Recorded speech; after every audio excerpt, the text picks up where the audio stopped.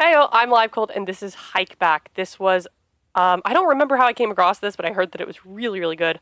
And it was originally created in 10 days for the Scream Mortality Game Jam. I'm very excited. There are multiple endings to this, and the true ending happens when the credits roll. So I know that much, but I don't know anything about how to get the rest of the endings. I'm going into this basically totally blind, but I'm very excited, and I'm very happy that I'm finally getting the opportunity to record this and play it.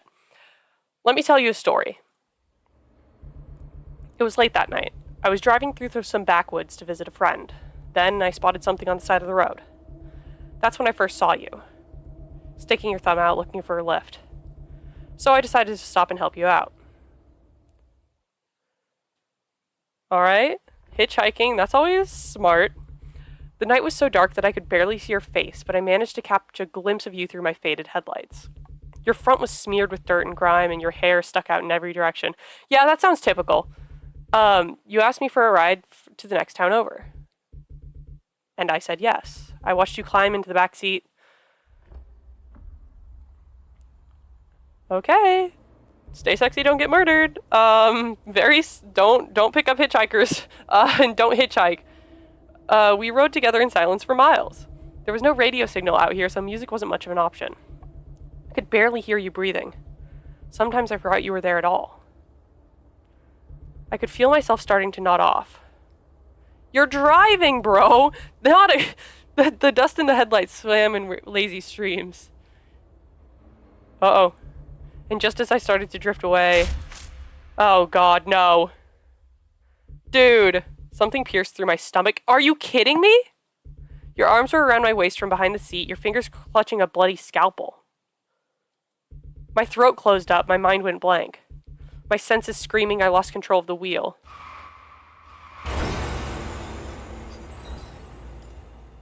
This is why you don't pick up hitchhikers! My head was pounding. Needles prickled across my skin, cut with shattered bone and shrapnel. Every breath I took was harder than the last. There was no one else in these woods. There was no one around to help.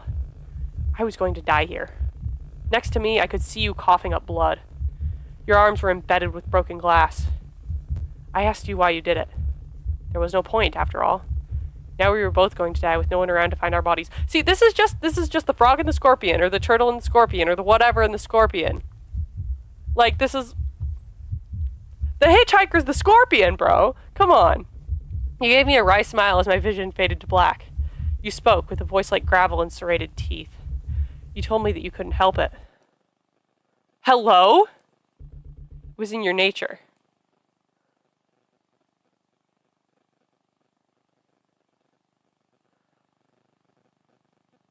Ending one nature. So it's done...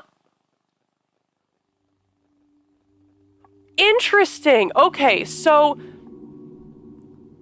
Huh. Sound volume auto forward. I have a... That's so interesting. I didn't do anything except read that. There must be something I can do and click on during the course of the game. That's so interesting. Okay, here we go again.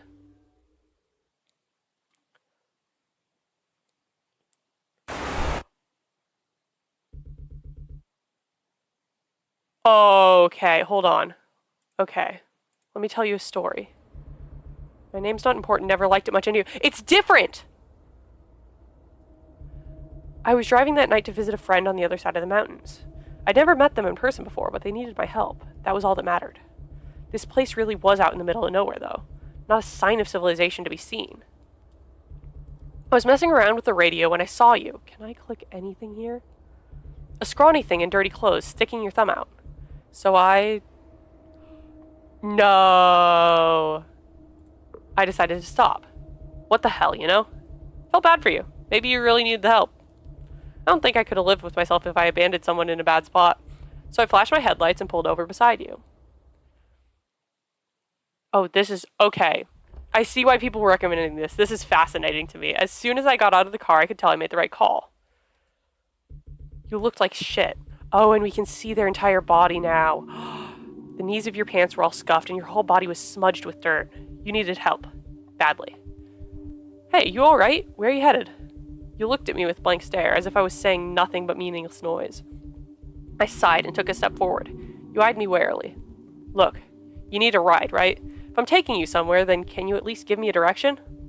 You seemed to consider this for a while. You ran your fingernails up and down your arms as if you were scratching at something.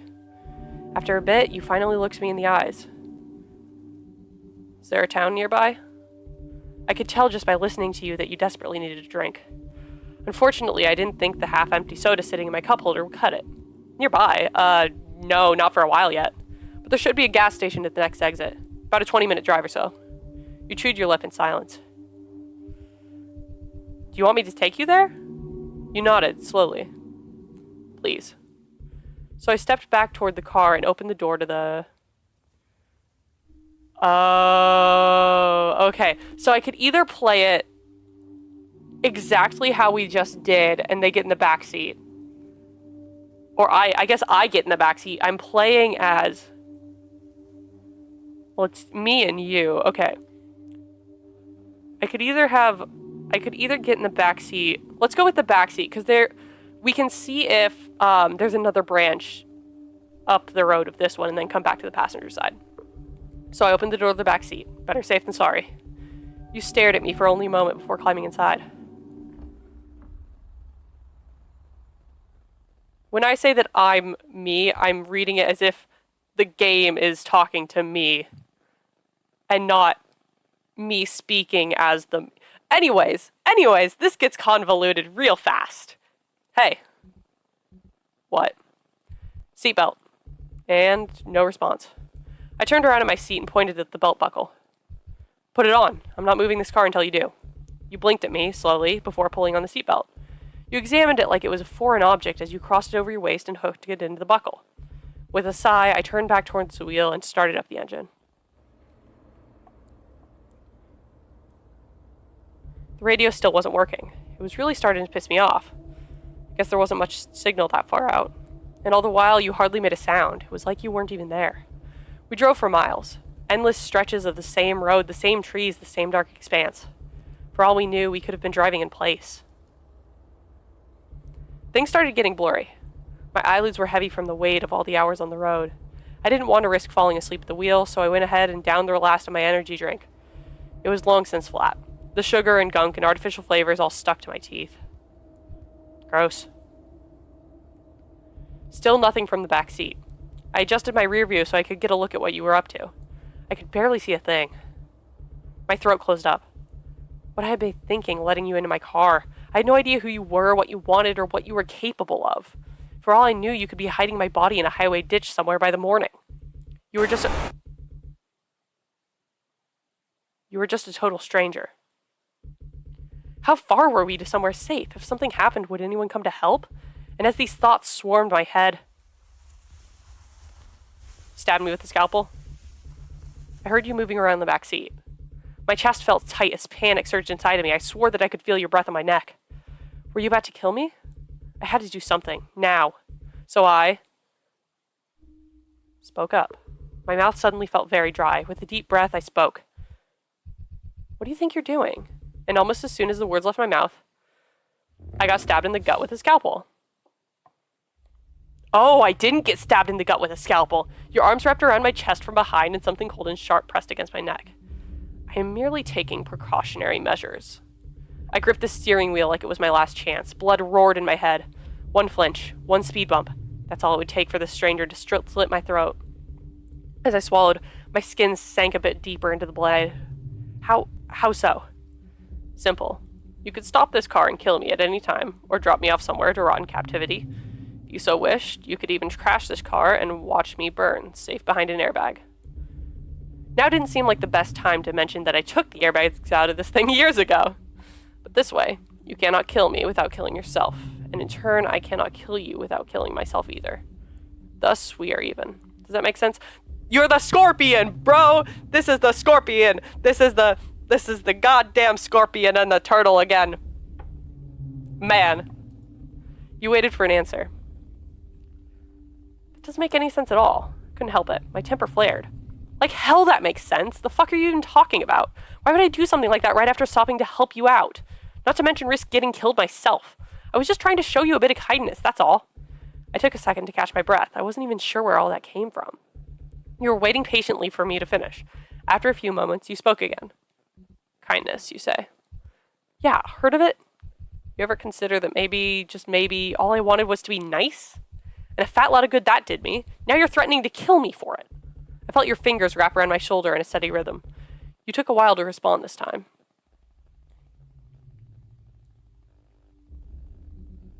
We are strangers, are we not? Strangers who have absolutely no reason to trust each other. Such is why you led me to this seat rather than the one beside you. You did not trust me enough to be close to you. It was a wise decision. I would have done the same. And yet, despite being total strangers, you offered to drive me out of the forest. Now, why might that be? You had no way of knowing that I possessed a blade. No indication that I could possibly be a threat to you.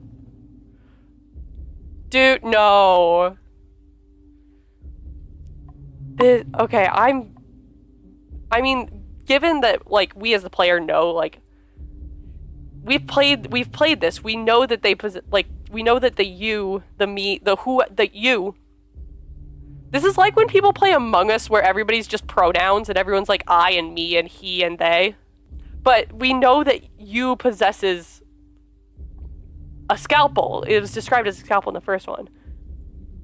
For all that you could tell, I was completely and utterly defenseless. And even now, I cannot hope to kill you without killing myself as well. You leaned forward, your lips ghosted right against my ear. From the very beginning, I have been at your mercy. Now, is this what you would call kindness? Couldn't bring myself to speak. You clicked your tongue. Well then, if so, then you're just as bad as I am, aren't you?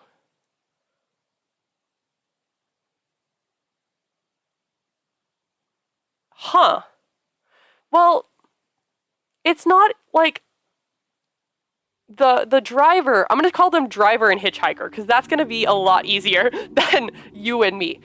The driver was being nice, but they were also taking precautions.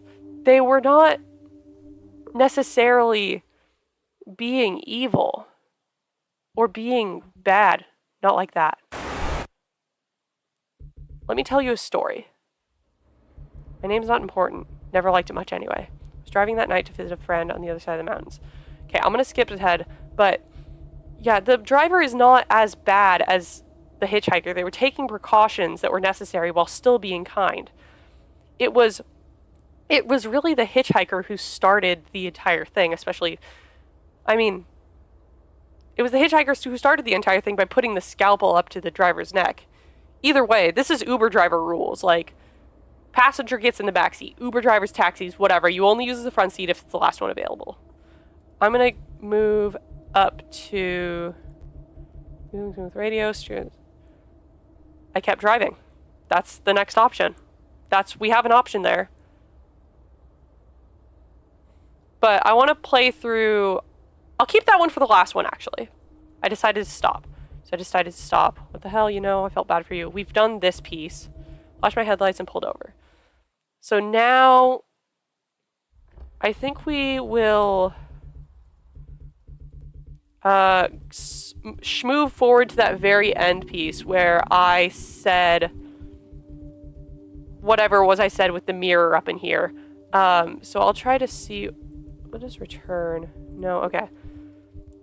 So I'm gonna skip myself ahead to that point. Back seat.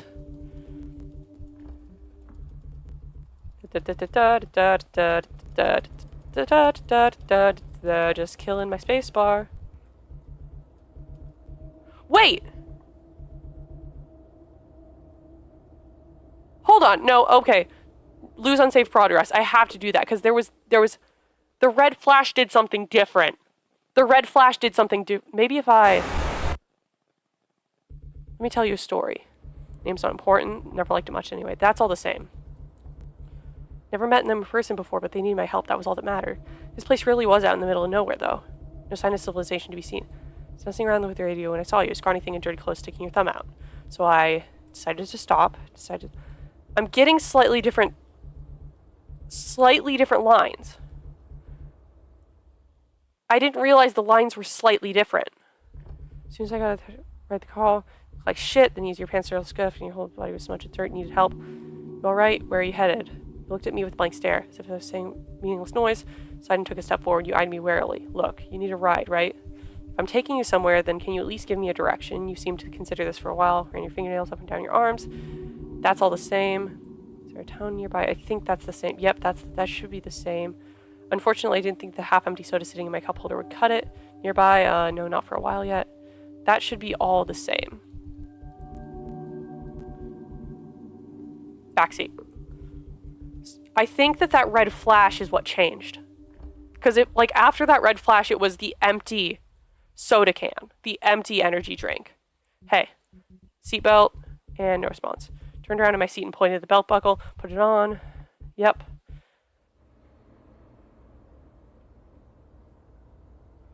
Radio still wasn't working. For miles, endless stretch of the same road. Driving in place. Getting blurry. Didn't want to risk falling asleep at the wheel. Huh? The can was completely empty. Weird. I'd been so sure that I still had some left. When did I drink it? Had I forgotten somehow? I tried to shake the weird sense of deja vu from my head and keep my eyes on the road. Oh, that's good. Still nothing from the back seat. I adjusted my rear view so I could get a look at what you were up to. Could barely see a thing. My throat closed up. What had I been thinking letting you into my car? I had no idea who you were, what you wanted, or what you were capable of. For all I knew, you could be hiding my body. So this is all... That's a change! You were just a total stranger. How far were we to somewhere safe? If something happened, would anyone come to help? And as these thoughts swarmed my head, you shuffled in the back seat. You're about to kill me. I had to do something. Now. So I spoke up. My mouth suddenly felt very dry. With a deep breath, I spoke. What do you think you're doing? And almost as soon as the words left my mouth, there's a knife across my throat. Yep, okay, so this is the same. Precautionary measures. Blood roared.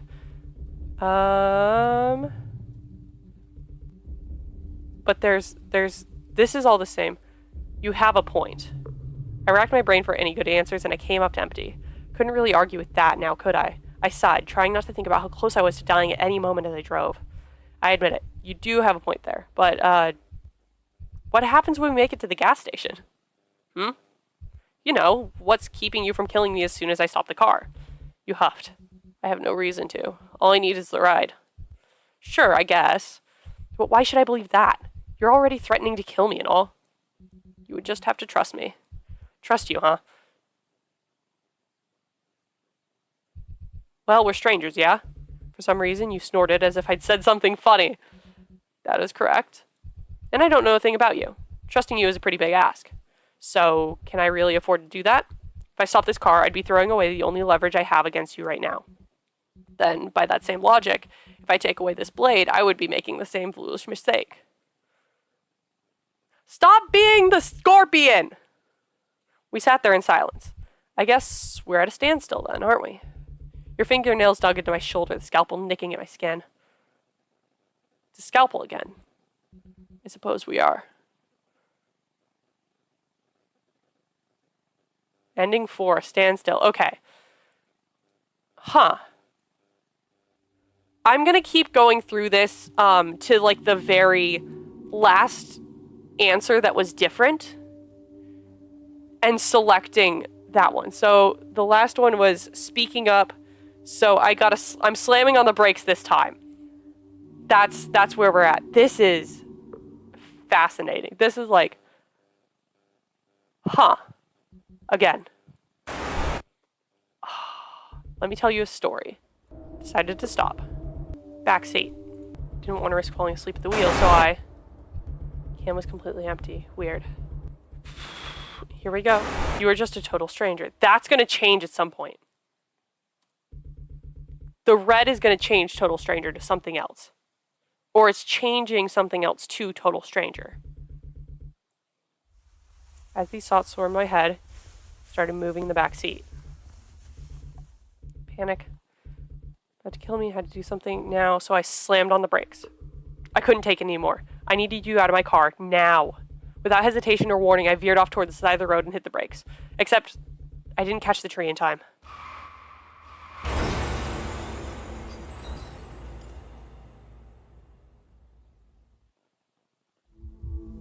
Oof. My legs weren't moving. My arms weren't either. My body didn't do anything that I told it to. Like in a dream or a nightmare. My head was pounding. All I could do was breathe, and that was getting harder by the second. It hurt, but eventually the pain all blended together like white noise. Dull. Comforting. Needles prickled across my skin, cut with shattered bone and shrapnel. There was no one else in these woods. There was no one around to help. I was going to die here. I managed to turn my head to the side just enough to see you lying in a crumpled heap. You were face down, blood pooling out from under your head. You weren't moving. This was the end for both of us. So I closed my eyes.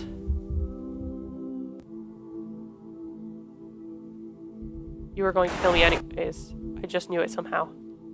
Random stranger out in the middle of nowhere, all filthy, acting weird, and asking for a ride. Of course you had to be a killer, or some kind of bad person at least. Anyone else would have done the same. This was the only way things could have ended. I did what I had to do in self-defense. Yeah, that was it. Self-defense. My breath shook. I did what I had to do. Right? Ending 2. There's ending 2. There we go. Okay. Interesting. Okay.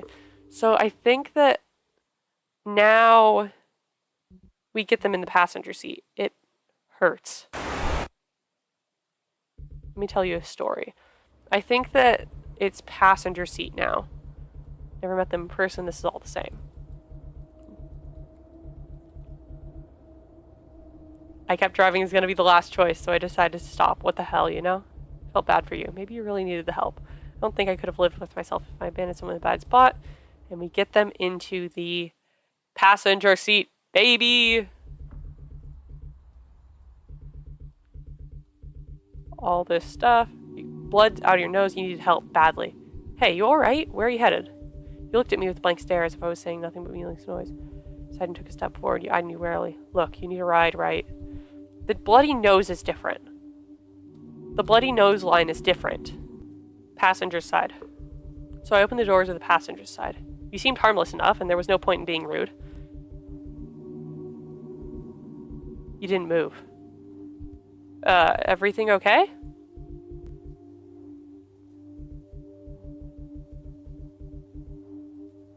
Still nothing. I figured you were just nervous. Didn't blame you. This was a pretty weird situation. Then noticed you were mumbling something under your breath. Not the... Hey, no worries if it's too much, okay? If you want, I can always call a police station nearby and have them pick you... No. A refusal so quick I had to take a second to even register it. You sure? Must have struck a nerve. Without another word, you brushed past me and slid inside. Oh, that's good. I tried to give your shoulder a reassuring pat as you got in, as reassuring as I could manage anyways. Oh, I'm so... The driver is so sweet in this one. You almost hit your head on the roof when my hands made contact. Oh. Hey. What? Seatbelt. And no response. Glanced over my shoulder and pulled into the belt buckle. Put it on. I'm not moving in this car until you do. You rolled your eyes as you tugged on the seatbelt, as if we'd had this conversation before. With a sigh, I turned back towards the wheel and started up the engine.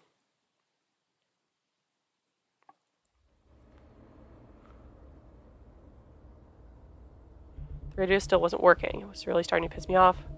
Not much signal that far out. All the while, you hardly made a sound. It was like you weren't even there. But you were. I checked. White as a corpse, with your cheek pressed against the window. We drove for miles. Endless stretches of the same road, the same trees, the same dark expanse. For all we knew, we could have been driving in place. Things started getting blurry.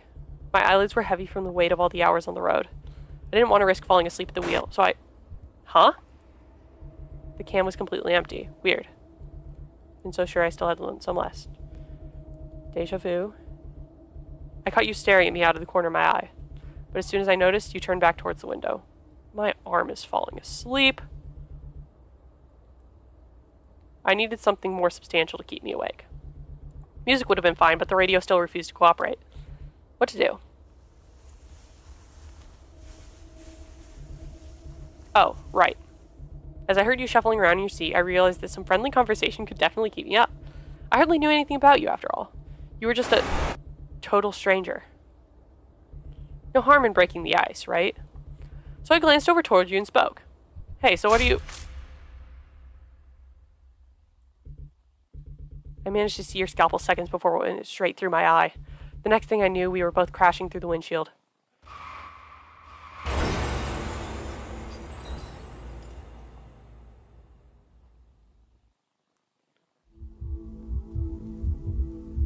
A tree. Was it a boulder, maybe? Couldn't tell. As soon as my vision went red, the wheel slipped out of my fingers and we crashed straight into something. My head was pounding. The muck that was left of my eye leaked down my chin. The only thing that kept me from passing out was the pain. Needles prickled across my skin, cut with shattered bone and shrapnel. Every breath I took was harder than the last. There was no one else in these woods. There was no one else around to help. I was going to die here. Next to me, I heard you yelp in pain. Through the blood, I saw your leg twisted in ways it never should be. This was the end for both of us. But instead of screaming, crying, begging for my life, all I could feel was... anger. My mouth started moving before my thoughts could. What the fuck is wrong with you? Every wood tasted like iron. Because of this, because of you, now we're both dead. Even with my sight melting away, I felt your eyes boring into me. Is this what you wanted? Your head lolled to the side as you choked and gasped, wiping your mouth on your arm. Veins in your neck bulged. I could see them clearly now. Wanted to wrap my hands around your throat and squeeze more than I've ever wanted anything else in my entire life. No. Then why? I pounced on your response like a rabid animal. I had to know. I deserved to. I heard your nails scrape across the gravel, hair curtaining your face. Ooh. What? You cleared your throat and tried again. Your voice was thick with blood. Whose fault is this? Answer me. Whose fault? Who is to blame for this ending?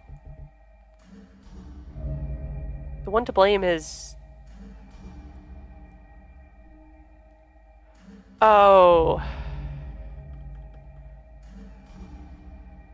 So that's a good question in this context because it's my fault for choosing the path. Oh, hit the microphone. It's my fault for choosing the path that led us here, but it's the fault of the character of you for being so untrustworthy the entire goddamn time. So now we gotta play through this again and choose me the next time. It's your fault. You, obviously. You stabbed me in the fucking eye. What possible... I'd gotten too heated. I had to take a second to wheeze, feeling my lungs sting. What possible reason could you have had? None. I stopped in my tracks, mouth hung open like a dead fish. What? There was no reason. No reason at all. Because it was not a reasonable thing to do. Somehow it felt like you were speaking much clearer all of a sudden. And I saw movement in your direction. Were you standing up? I did it because I am a bad person. That is all there is to it.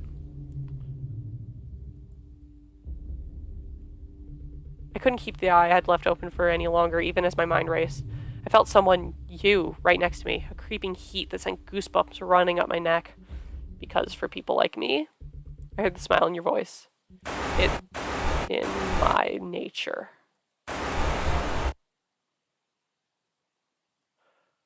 Oh.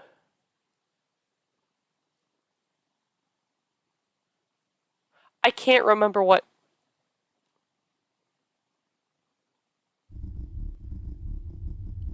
Oh. You just never learn, do you? Oh, wait, look! It is moving! I was wondering if the clock was moving.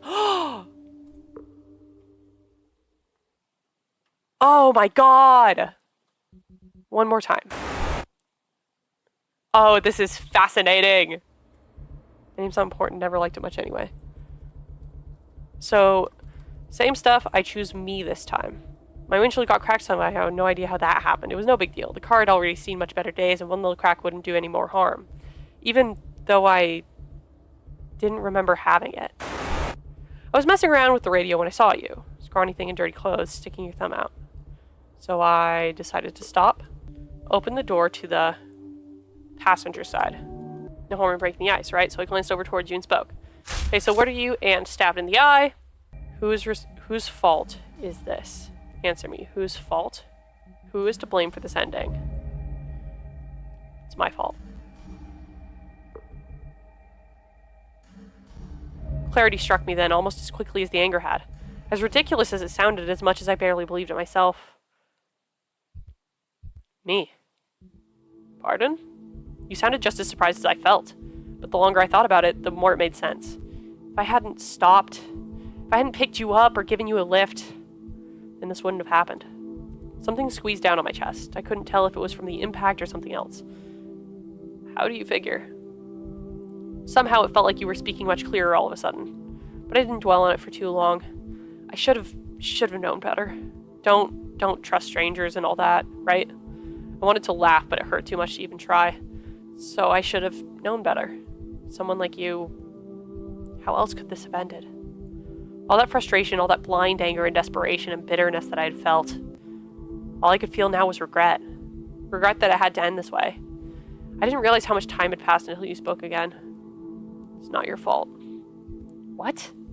I craned my neck as best I could to catch a glimpse of you out of the eye I had left. It looked like movement from where you'd been, like you were standing up or something.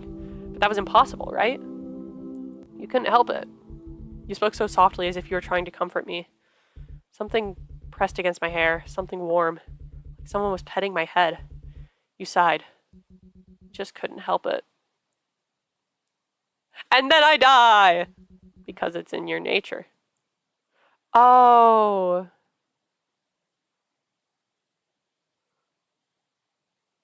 Oh. Oh, that's sweet, though. That's terrible, but it's sweet. Okay, I'm gonna double check. I think there are 6 endings. I'm pretty sure.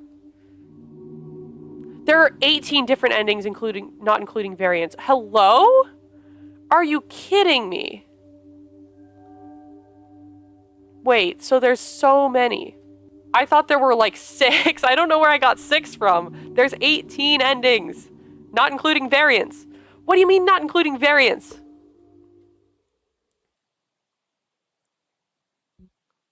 Again. Let me tell you a story. My name's not important, never liked it much anyway. I'm going to pass through this, though. Didn't remember having it. This crack in the windshield. I was messing around with the radio, I saw you. So I kept driving. So I kept right on driving. Like hell I was falling for that. A stranger out here in the middle of bumfuck nowhere asking for a lift? Are you kidding? Call me superstitious, but that sounded like the beginning of a ghost story. And I sure as hell wasn't planning on dying anytime soon. I still felt your eyes on me as I sped past you all the way down the road. I never saw you again.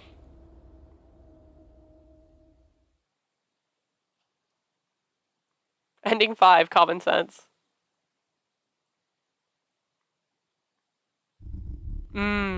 You just never learn, do you? Oh! Oh! Good stuff. Okay. There are some scenes even on the, like, itch.io page. Wait, hold on. No, I'm saying nothing. I will get there eventually. There's a joke. I will say nothing, we will get there eventually, and then I will call back to this moment that I'm having right now. But there are scenes on the itch.io page that I have not seen yet. One of them very notable. Incredibly so. Okay. I will continue this and see if we do anything different. Maybe if I... Let me tell you a story. My name's not important, never liked it much anyway. I was driving to visit a friend. Need my help. That was all that mattered. Not a sign of civilization. Windshield cracked. No big deal. The car had already seen much better days, and one little crack wouldn't do any more harm. Even though I didn't remember having it. Messing around with the radio. I decided to stop. The hell, you know? Felt bad for you. Maybe you really needed help. I don't think Wash my headlights, pulled over beside you. So what I'm going to do is I'm going to go through that very first playthrough we did and see if anything changes from having basically all those other options. Backseat. Better safe than sorry. Can was completely empty.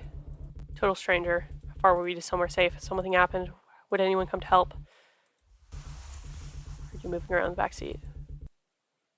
Spoke up.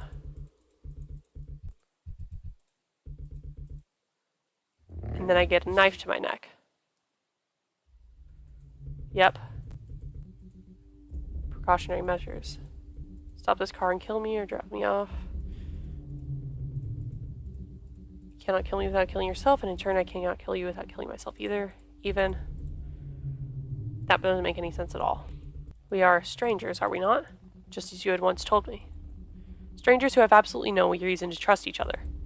Such is why you led me to this seat rather than the one beside you. You did not trust me enough to be close to you. It was a wise decision. I would have done the same.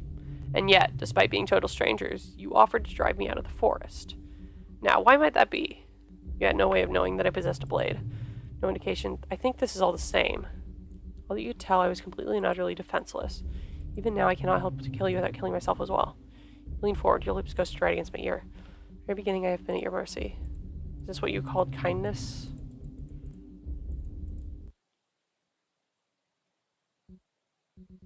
You're just as bad as I am, aren't you? Okay, so that's the same ending.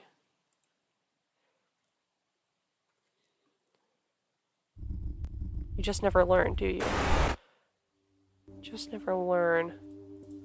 Oh, there's... Okay. I'm looking at the... I want to get all of these endings because I'm fascinated by this game. It's very, very simple, but it's very, very good. All of the endings. So the clock actually does play into it. The place where the clock is does play into it. So I'm going to get the clock back to hour 1. I'm just going to pass rollback again. Again. As many times as it takes. No matter how long, no matter how far.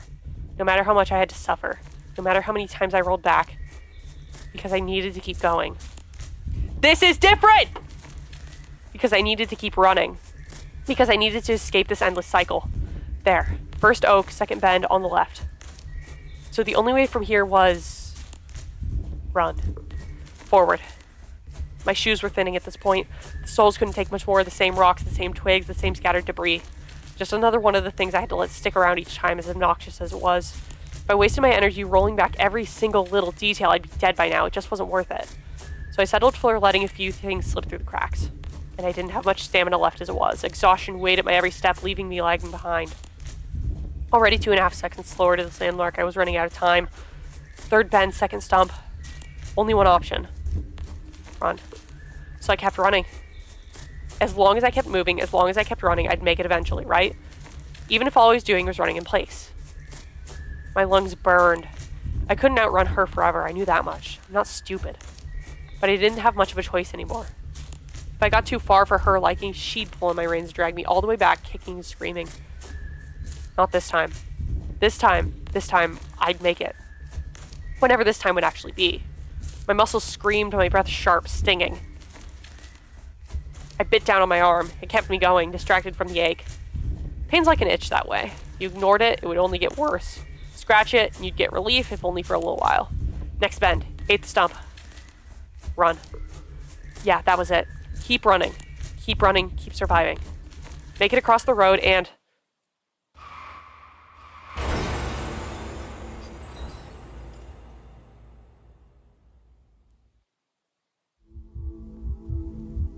No.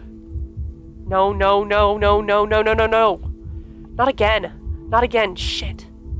How could I have been so stupid? The road. I had to wait for the car on the road. Could almost hear his voice then, muffled, distant, as he stumbled out of his car towards what was left of my body. But with the blood clogging up my ears, his words were lost on me. I felt his hands grip my shoulders, trying to shake me awake. Not that it mattered what he said anyway. There was no chance I'd settle for this ending.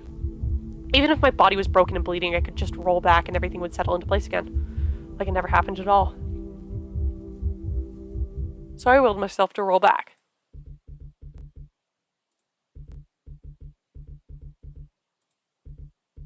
Why wasn't it working? Was I doing something wrong? All I needed to do was roll back all the way until that choice I'd made, the one that had gotten me killed again. Then I could do it right this time. I could do better. So I willed myself to roll back.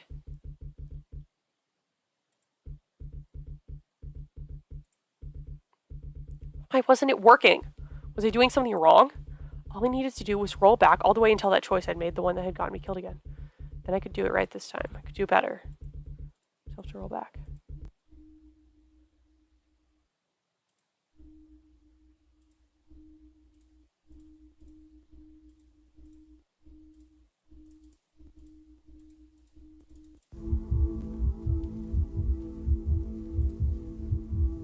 I watched the world retreat back to time like a knot coming undone. Felt his hands around my shoulders trying to shake me like... Then he melted back into the safety of his car, everything as it should be. Huh? What was that? That didn't happen last time, right? Just a hitch, maybe? Then if I... Oh. I was back here. I definitely hadn't been found, not that quickly. This was a different type of hitch, then. Punishment for rolling back too much, I supposed. Bargained too much with the past, and eventually the past comes to collect. If I waited, I'd eventually end up back where I was supposed to be. That meant dealing with... Hello, her. Even in my own memories, her presence put me on edge. I sat on the edge of my own cot and her on the folding chair across the room. Then this was one of our sessions together, way back when. Again, number 8, I know you can do better this time. Training sessions, that is. My vision throbbed behind my skull, my nostrils thick with the stench of copper. My nose was bleeding again. This is the hitchhiker, then? With a bloody nose. I decided not to deviate from the script. I can't, it hurts. Wait, no, me? My voice was small, so fragile and useless. I sounded like a child and I hated it. I wanted to tear that weakness right out of my throat. I know it hurts. But you need to try again, okay, number 8? Just one more time and then you can rest for as long as you'd like. Really? My blood boiled. Do you promise? I promise. Liar. Liar, liar, liar. Now one more time. Find out what's on the other side of this card. And then roll back and tell me what it is before I show it to you. Do you understand? My nails dug into my arms as she spoke. Yes, ma'am.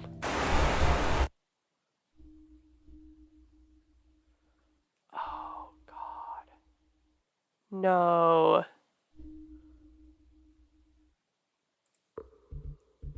I know what to do now. Deep breath, focus. Do better this time.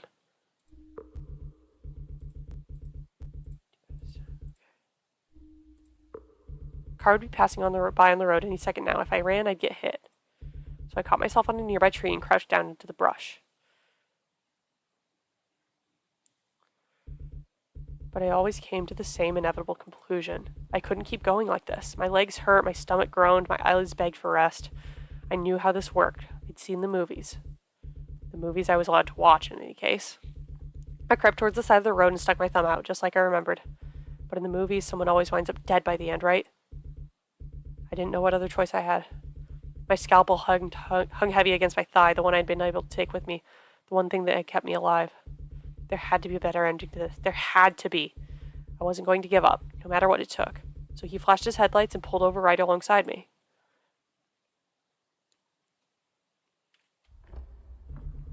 As soon as he came out of the car, I knew something wasn't right. He was too quick about it, too eager. The door shut just a little too loudly. I knew. I just knew. He must have remembered. He remembered and he was angry and he was about to hurt me and kill me and send me back to leave me to rot and then he stepped forward. Close. Too close. He was too close. Close enough to grab, close enough to choke, close enough to kill, close enough to hold and squeeze and sigh and whisper and tell me how much he didn't really mean it. Close enough to...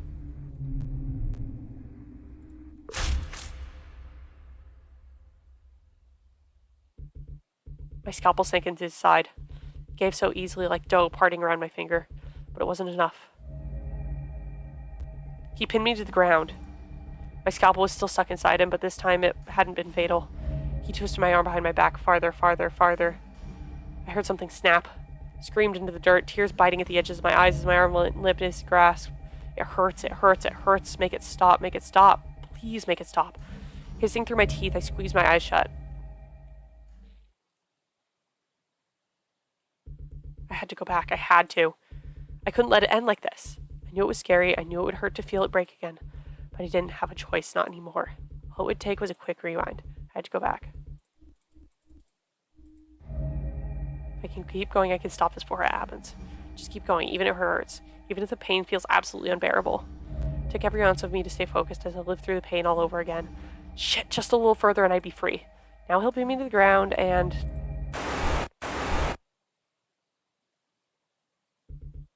Again? But why? Was I really running that low? She warned me once that if I rolled back too much, I'd tear myself apart, but part of me hoped that it was just another one of her lies. In that case, I knew I had to do whatever I could to find my better ending as quickly as possible. No matter the cost. I took a deep breath and waited for the memory to end. No. Not this one. Anything but this one. I was trying to hide underneath my cot, but there was no point. She saw everything. I hugged my knees to my chest as the door burst open.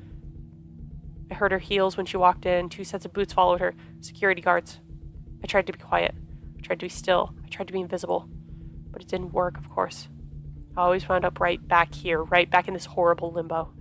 A cycle that never ends. The guards pulled me out from under the cot by my ankles and slammed me against the wall, my arms pinned.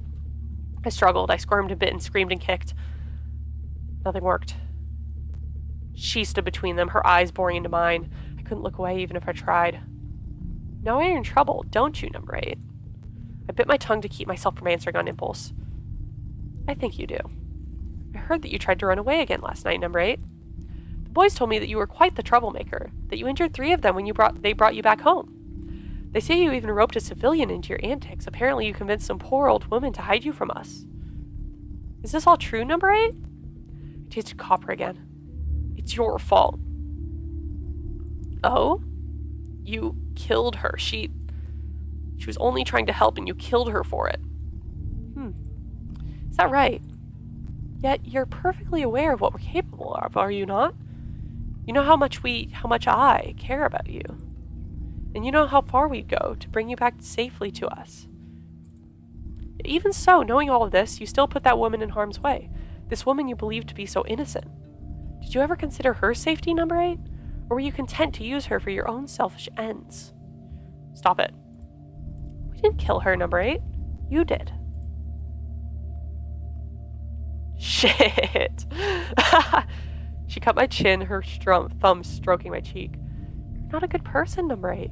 You never have been. You're a weapon, a tool, a killer, and nothing more. Don't forget it. It's in your nature. The woman you met know that. That's why we found chloroform in her coat pocket. I didn't want to hear this anymore. I'm the only one who loves you for what you are, number 8. I didn't want to be here anymore. You know better now than to try and leave me again, don't you? No more, no more, no more, no more, no more, no more, no more. Don't you, number 8? Oh, God, terrifying. No more.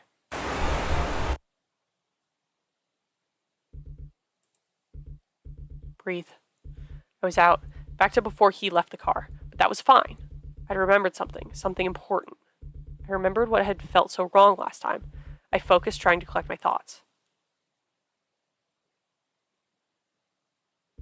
He was just you.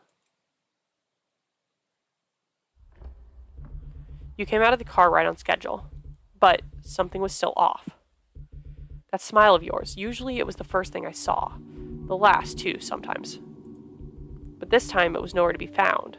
As much as it put me on edge, seeing you without it somehow felt even worse. Hey, you alright? Where you headed? Like clockwork, the same words, the same cadence, the same ending. What could I do to make things end differently this time? I was resisting not only what fate had in store for me, not only whatever your intentions were, but in the end, my very own nature. What do you do when you're the one stacking the odds against yourself? You step closer, but I expect it this time. Not that it helps. My throat closes up when you approach, an involuntary response, survival instincts. Look, you need a ride, right? So round and round it goes. If I'm taking you somewhere, then can you at least give me a direction? Anywhere but here. But I knew I couldn't say that. I couldn't give too much away. I picked at the bite marks on my arm, forcing myself to breathe again. Deep breaths, focus, do better this time. I met your gaze head on and willed my voice to stay even, stable. Stick to the script. Is there a town nearby? And there was that smile. Almost as soon as the words left my mouth, your expression shifted. I could never get a read on you, no matter how times I rolled back. Nearby? Not for a while yet, I don't think. Tapped a finger on the inside of my palm, trying to be patient. Next it was, but there should be a gas station at the next exit. About a 20-minute drive or so. I sank my teeth into my lip. Only minor deviances so far. Would it be enough? Do you want me to take you there? Stick to the script. I nodded. The lump in my throat wouldn't go away no matter how hard I tried to swallow. Please. You returned my nod, ever so slightly. But you were still smiling, always with the smiling. Did you even notice you were doing it? Before I could stop you, your hand made contact with my shoulder. It took any semblance of self-control I had left to keep from pushing away and taking out my scalpel.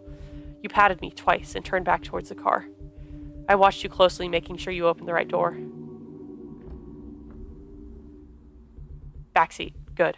My shoulders relaxed ever so slightly. I didn't like it when you were too friendly, too trusting. Made me nervous.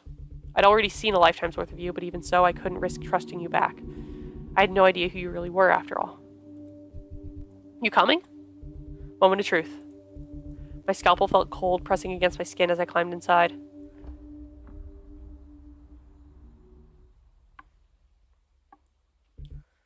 The smell wasn't any better this time around. Like the bottom of an old ashtray. Hey. My brow furrowed. What? Seatbelt. Oh, right. For some reason, it slipped my mind every single time. Hard to think about road safety when I knew you could send this car hurtling into the next tree at any moment. No seatbelt was going to help me there. Put it on. I'm not moving this car until you do.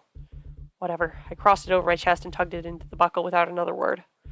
One time, back when I still wasn't sure what it was, I had asked you what seatbelts were for.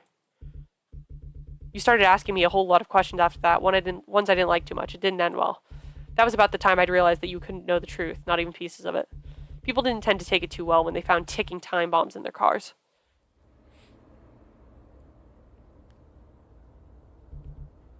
Eternity gnawed at the edges of my mind, a limbo of my own making.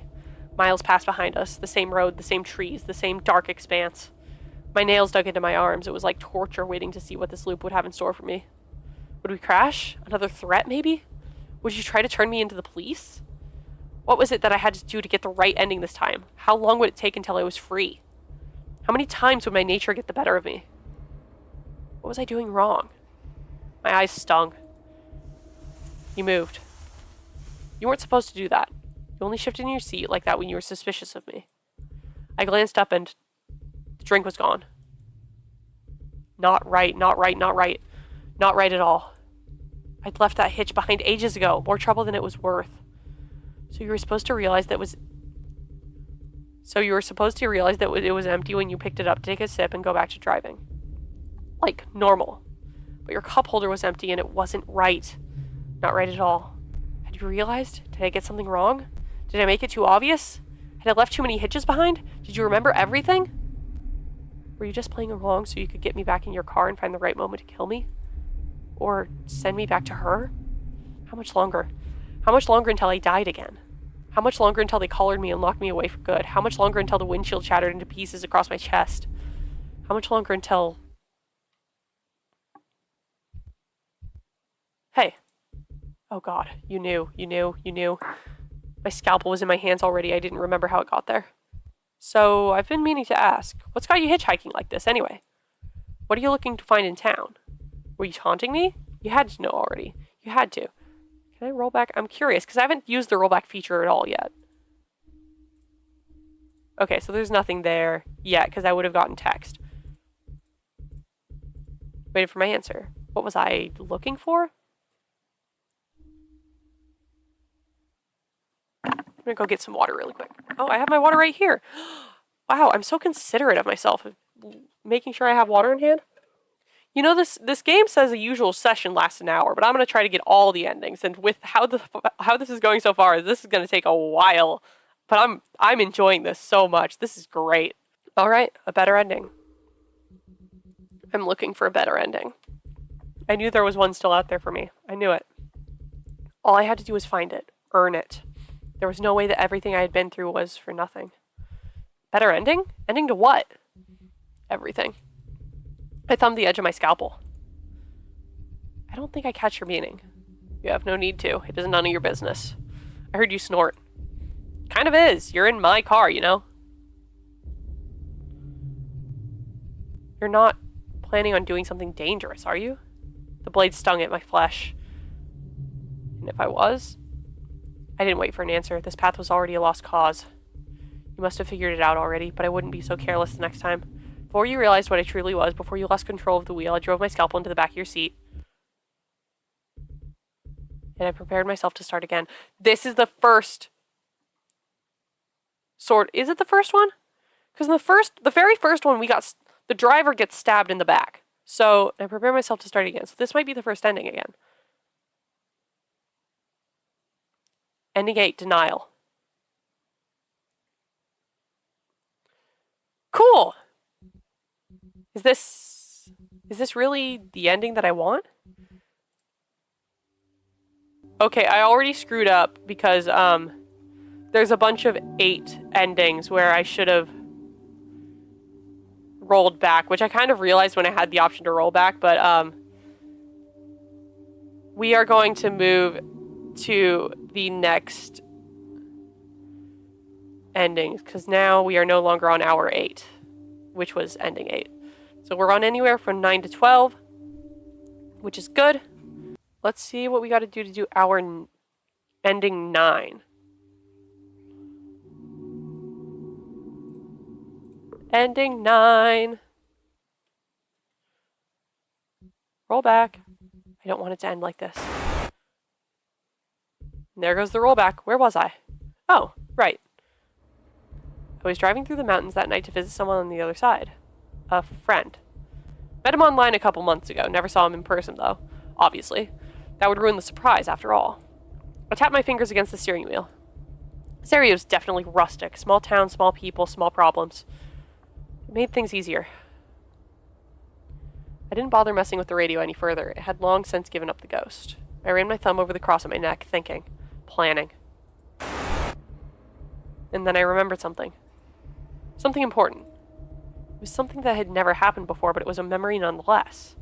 Funny how that works, huh? And that's when I saw you. Scrawny thing in dirty clothes on the side of the road, sticking your thumb out. Someone who needed help. So I decided to stop. Couldn't very well abandon you, could I? But that strange little memory tugged at the back of my head. So I elected to compromise. Flashed my headlights and pulled over a little further down the road from you. I went straight to the trunk as I got out and grabbed some essentials from my bag. Phone, first aid, that sort of thing. Even if it was nothing, I figured there was no harm in being prepared. What's that saying again? A stopped clock is right twice a day or something? There's a clock on the whole thing. Ah! I closed the trunk and started heading down in your direction. I got the chance to look at the stars as I walked. The sky was gorgeous that night. No light pollution or big ugly buildings to muck things up. I could see the stars the way that the Lord intended. It helped me think. I figured I could hang around this area for a while once I was done with my visit. The air could do me some good. When I got close enough, I waved you down to get your attention. You seemed nervous. I didn't blame you. Hands in my pockets, I approached you with a smile on my face. It just didn't feel right not to have one. Oh, that's so good. As soon as I saw you, I knew I'd made the right decision. You were a sorry sight, like you'd been wandering these woods for days. Alone, frightened, desperate. Poor thing. You needed help. Badly. Hey, you alright? Where are you headed? No response. You didn't even look me in the eyes. Like you knew something that I didn't. I took a step forward. You didn't even flinch. Take as long as you need, okay? No rush. Just tell me when you're ready. Now that got your attention. You eyed me warily, as if looking for something. I wonder what you thought you would find. You need a ride, right? Just give me a direction and I can take you there. Still nothing. You looked like you were struggling with something. Only God knew what was going on in that head of yours. But I waited, patiently. As long as you needed. It's not like I was going much of anywhere. You ran your fingernails up and down your arms as if you were scratching at something. And then you finally met my gaze. Is there a town nearby? Your voice was parched from thirst. You sounded like you were 2 steps from passing out. No wonder you needed my help. Not for a while yet, unfortunately. Wasn't too keen on the idea of bringing someone who knew my face along with me during my visit. Besides, it wasn't really a lie. The Lord would forgive me. Don't like that. Don't like that. There should be a gas station at the next exit, about a 20-minute drive or so. I could take you there if you like. Another pause. Something was really getting to you. Life would be so much easier if people were just open with their problems, easier to help that way. But patience is a virtue. I knew I'd learn the truth eventually. Always did. Please. So polite. The way you spoke made it sound like you were trying to impress somebody, even though I knew you didn't have a lick of trust in me. Poor thing. The car's over there. You good for a short walk? Another nod. Not much hesitation this time. Were you already warming up to me? How cute. But not enough to walk ahead of me, I figured. So I took the lead as we made our way back.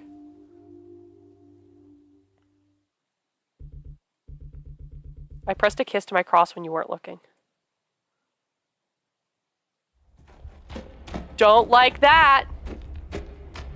Ah, the stars were still so lovely tonight. I almost got lost in them. The steady sound of your footsteps alongside mine kept me on track. I wondered if you realized how loudly you were breathing. How long until you decided to make the first move? How long until that distrust of yours got the better of you? I was ready to let it happen. I wanted you to have your moment. Patience, as always. We just made it to the car when you finally jumped me.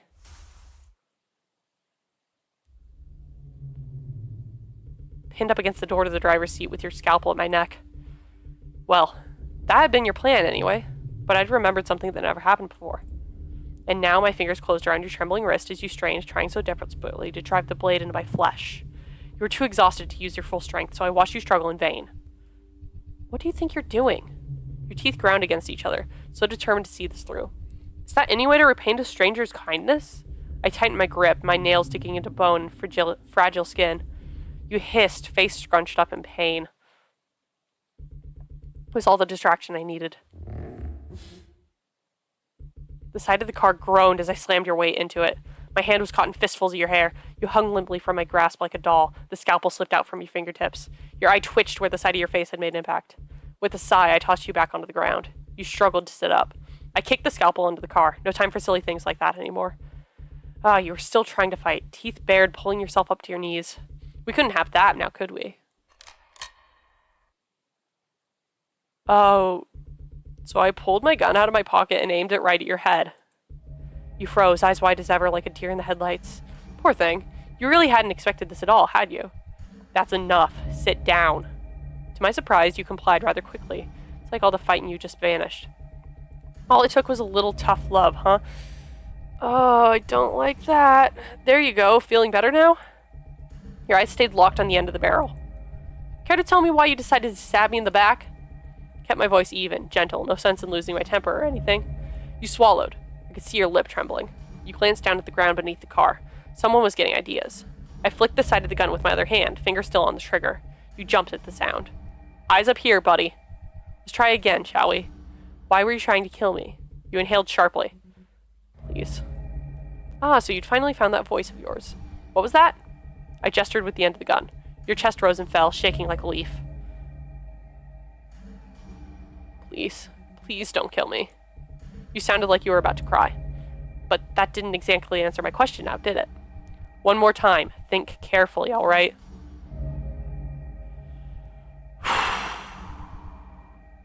Come on now. Answer the question. Patience is a virtue, but I had so little of it left. I can't exactly help those who refuse to be helped, can I? You didn't hold back this time. The words spilled out of you, ugly and messy and everywhere like a manic confessional. I don't know. I was just scared and I... Scared? I hummed. So then, you acted on instinct? You nodded furiously. I couldn't help it, so I... Shh. You went silent immediately.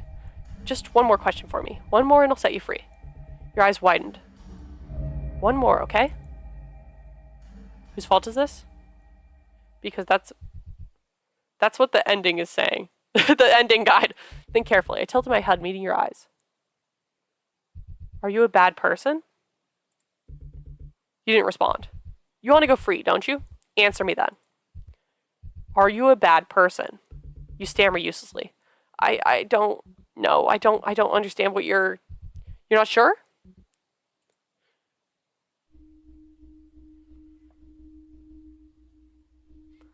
I don't like the driver anymore in this situation. Initially, I liked the driver. I don't like him anymore. So I think that the driver would go like, I think you are. I think you are. No! Are you kidding me? Oh, okay. One quick shot to the side, nothing serious, mind you. Still? Are you kidding me? Just enough to keep you from causing any more trouble. You yelped like a dog and collapsed, clutching your leg to your chest. Poor thing. Poor thing. But it's alright. I forgive you, you know? Okay, Aziraphale. You sounded like you were trying to say something, but only the smallest whimper escaped your lips. Well, maybe not at the moment, but eventually I will. By the time I join you, all will be forgiven. Because he always forgives. Okay, Aziraphale. Oh boy. Whoo. Whoo boy. Hey yo, any Good Omens fans in the chat? Any Good Omens fans who anyways, I bent down to get a better look at you now that you were more reasonable. So sharp and scrawny, it was a wonder that the wind didn't knock you over. See, God sent me to take care of people like you, people who threaten the safety of his flock, people who don't bring nothing good into this world and leave all sorts of nasty stuff behind. I brushed your hair out of your eyes, my fingers trailing across the bruise on your cheek. Oh, no, no, no, no. You stared at me with such hatred in those eyes of yours. People like me, too. Give them a taste of their own medicine and whatnot. Karma, I think they call it. You spit in my face. I couldn't help but laugh. I know. This all doesn't make much sense to you right now, does it? Usually I try not to mix work and personal business, makes things simpler that way. But even before I saw you flagging me down, I've been seeing things. Visions, maybe. Saw your eyes widening as I spoke. Things that hadn't happened yet. Things that weren't yet to be. Now, I don't fancy myself a prophet or nothing, but if the Lord's bending my ear, but who am I to ignore him? And, well, buddy. Wrapped my fist around a lock of your hair and pulled you up to look at me properly. You'd gone pale as a sheet. I tucked the barrel under your chin and gave you a smile. God wants you dead.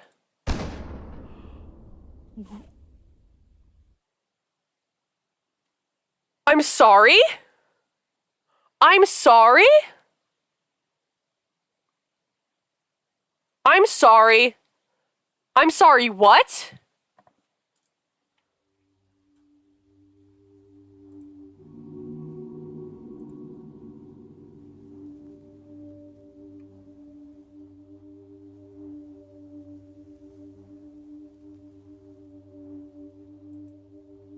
Okay, we're gonna get ending 9 now, so that's doing the other thing.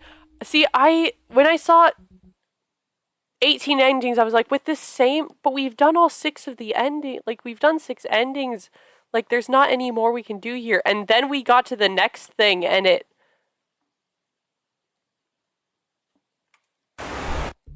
I will get us back to where we were. At this point, I'd been catfishing him for about 2 months, give or take. He didn't suspect a thing. Post the right pictures, say the right lines, and it's like watching moths to a flame. Whatever cozy little evening he had planned was the furthest thing from my mind. Tapped my fingers against the steering wheel. The stereo is definitely rustic. Small town, small people, small problems. Made things easier. Didn't bother messing with the radio. Giving up the ghost. Crossed at the neck. Ugh. I remembered something. Something important. Something that had never happened before, but it was a memory nonetheless. And we will stop. Couldn't well abandon you. Compromise, flash my headlights. Grab some stuff. Gun 2, of course. Ugh. God gave predators claws for defending themselves with. Then God gave humans a sense of justice and a Glock to see it through. That's not a good line, but it's really funny. If it wasn't coming from this man, it would be incredibly funny. I slipped it in my coat pocket, safe and sound. Even if it was nothing, I figured there was no harm in being prepared. What's that saying again? Stop clock is right twice a day or something. Glock. God gave humans a Glock. I don't know why that's so funny to me. Stars, gorgeous, no light pollution. Lord intended, help me think. Air could do me some good. When I got close enough, weighed you down. Nervous. Hands in my pockets, the finger on the trigger. I approached you with a smile on my face. Just didn't feel right not to have one. You made the right decision. You were a sorry sight. Not to mention a pretty nasty looking shiner to show for it. Now where'd you get something like that from? From you, damn it! How long have you been like this? Alone, frightened, desperate. Poor thing. You need help, badly. You alright? No response. Like you knew something I didn't. Take as long as you need. Barely. To ride, right? I think this is all the same. So... that's all the same. Town nearby. Besides, it wasn't really a lie. The Lord forgive me. There should be a gas station the next exit. About a 20-minute drive or so. Take you there if you like. Life would be so much easier if people would just open with their problems. Easier to help that way. Patience is a virtue.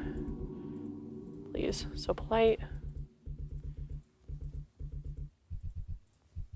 Good for a short walk. Didn't move. Frozen like you weren't even alive. I'm scared you already. Your eyes fell into my pocket, and for just a moment, doubt creeped through my head. But I let go of that weakness when you nodded, slinking back a few steps to give me a wide berth. Took the lead as we followed the road to the car, letting you trail behind me. Fascinating! Fascinating, fascinating, fascinating. Pressed a crisp to my cross when you weren't looking. Gross. Disgusting. Ah, the stars were still so lovely tonight. I almost got lost in them. Steady sound of your footsteps put me on track. I wonder if you realized how loudly you were breathing. How long until you decided to make the first move? How long until that distrust of yours got the better of you? I was ready to let it happen. I wanted you to have your moment. Patience, as always. We just made it to the car when you finally jumped me. Oh, he's waiting on it, pinned up against the door of the driver's seat with your scalpel at my neck. Well, that had been your plan anyway. But I'd remembered something that never happened before. And now my fingers closed around your trembling wrist as you strained, trying so desperately to drive the blade into my flesh. You're too exhausted to use your full strength, so I watched you struggle in vain. What do you think you're doing? Your teeth ground against each other, so determined to see this through. Is that any way to repay a stranger's kindness? I tightened my grip, my nails stinging into bone and fragile skin. You hissed, face scrunched up in pain. It's all the distraction I needed. The side of the car groaned as I slammed your weight into it. My hand was caught in fistfuls of your hair. You hung limply from my grasp like a doll. The scalpel slipped out from your fingertips. I twitched where the side of your face had been impacted. This is all the same. Kick the scalpel onto the car. That's the same. You're still trying to fight. Teeth bared, pulling yourself up to your knees. Couldn't have that now, could we? So I pulled my gun out of my pocket and aimed it right at your head. Poor thing, you really hadn't expected this at all, had you? Sit down. It's the same.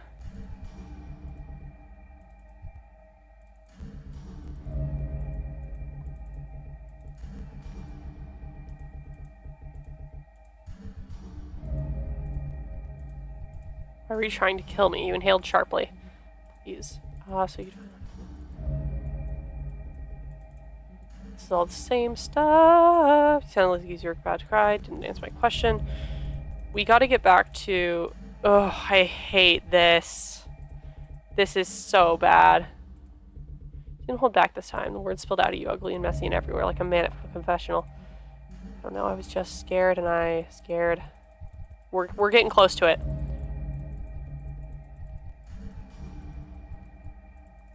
Think carefully. Are you a bad person? You want me to go free, don't you? Answer me then. Are you a bad person? Stammer uselessly. I don't know. I don't understand what you're not sure? You aren't, are you?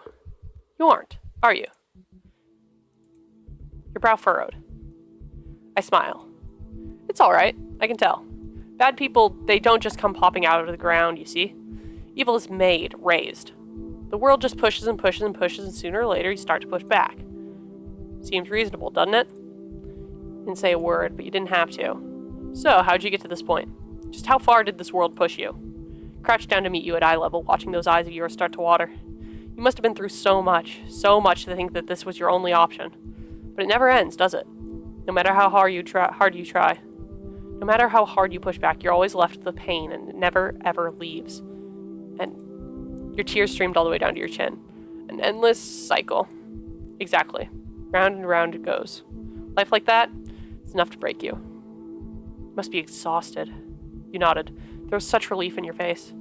It's okay. It's okay. You don't have to go through all that anymore. I forgive you. Okay, real Aziraphale moment where the other person isn't even asking for forgiveness. God. The Lord always forgives. Shut up. I wrapped an arm around your shoulder and you crumpled like a stack of cards. You fell into me with your fist balled up and my shirt wet with tears and snot. I held you as long as you needed, kept you as close as I could. Guess this one's a little bit different because the hitchhiker really does believe that they're a bad person, especially with her saying it all the time. So it's a little different, but this guy doesn't know that, and I don't like that. So that's bad. By my decree, bad. You're free now. I close my eyes, smiling against your neck. You'll never have to suffer again. That gives me the ick. You didn't even realize my gun was at your head until it was too late. No! Are you kidding me?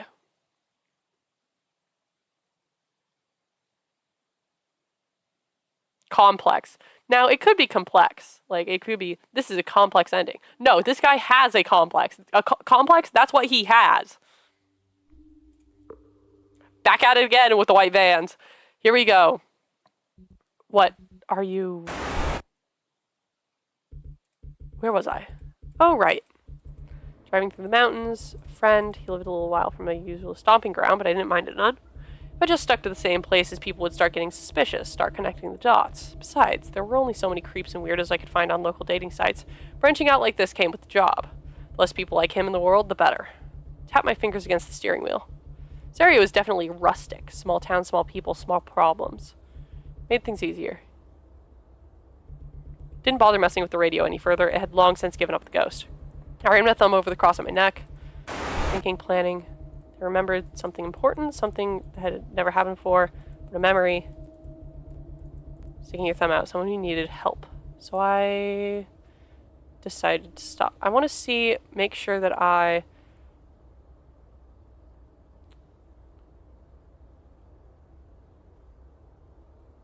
Okay, making sure that I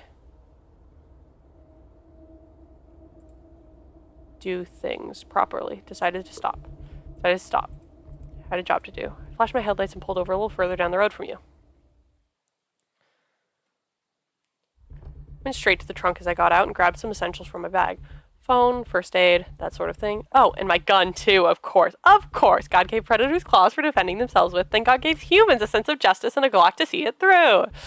I slipped it into my coat pocket safe and sound. Time to get to work. Oh, time to get to work on this person you're hitchhiking. Ugh. Oh, I don't like that. I didn't catch that line before. Time to get to... Didn't blame you, hands in my pockets, my finger on the trigger. I approached you with a smile on my face. Didn't feel right not to have one.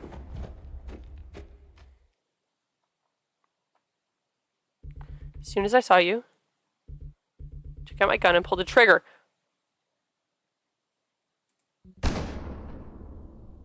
Are you kidding me? Oh, you were still standing. You clutched your side where the bullet hit, hissing through your teeth. Your knees shook as you fought to stay upright, blood soaking through your shirt. You definitely weren't going anywhere anytime soon, but it didn't feel right to just leave you there. Besides, I still had a job to do. Received the vision I did for a reason, down to the last detail. You had trapped me here too long already, watched me suffer and squirm underneath your thumb. But no longer. No more of this. Things like you weren't meant to exist. But please, stop. You clawed at my leg as I pressed the end of the gun to your forehead. You looked like you were in so much pain. So I granted you mercy. God. Oh, God. Ending 11. Break. And we're back at 12. We are now at 12. We are at 12.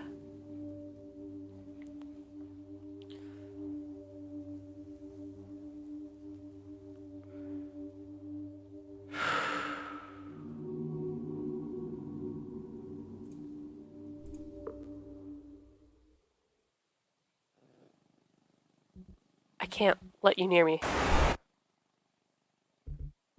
Where was I? Oh, right. I was driving through the mountains at night to visit someone on the other side. A friend. Assuming I played my cards right, he'd be expecting a teenage girl from the suburbs on his doorstep sometime tomorrow night. Gave me the time I needed to set up, scope out the area. Places like this are just teeming with bogs that folks don't do much searching through. If I made it clean, made it quick, I'd have a day or two to sightsee before his body's found and the jig is up. It'd be nice to spend some time outside the house for once. I miss stargazing. Tapped my fingers against the steering wheel. This area was definitely rustic. Small town, small people, small problems. Made things easier. Didn't bother me to swing with the radio any further. I'd long since given up the ghost. Ran my thumb over the cross at my neck, thinking, planning. Had I forgotten something? Funny. Shook the weird sense of deja vu from my head and kept my eyes on the road. That's when I saw you. Scrawny thing in dirty clothes on the side of the road, sticking your thumb out. Someone who needed my help. So I flashed my headlights and pulled over beside you without a second thought. It's the Lord's way to offer assistance to those in need, after all. What sort of servant of God would I be if I left you there?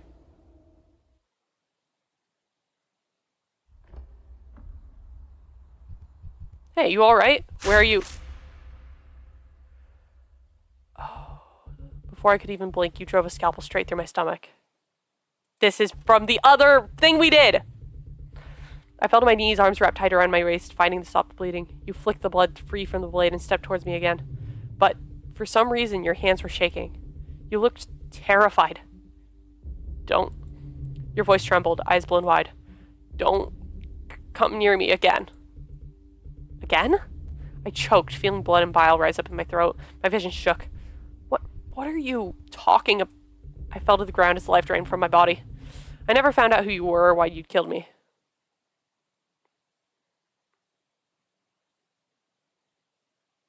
You didn't even remember? I'm alive, but I don't want it to end like this. Ending 12, obligation. Oh, God. Here we go, baby. See, the unfortunate thing is that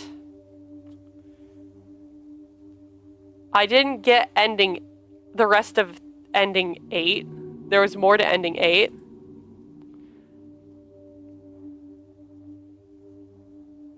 But this is according to the guide, this is one of the final endings. So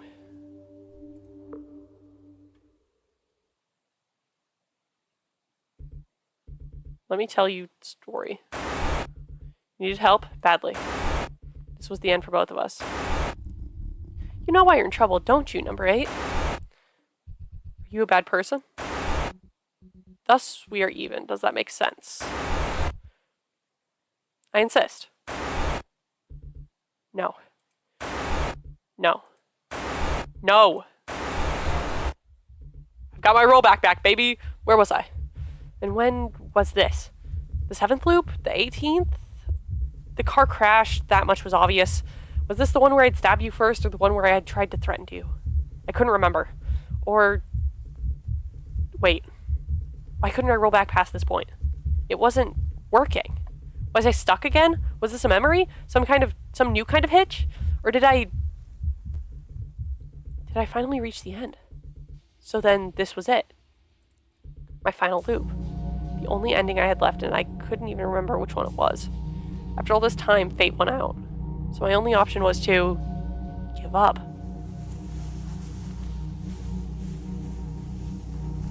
Something was moving, a sound off to my left.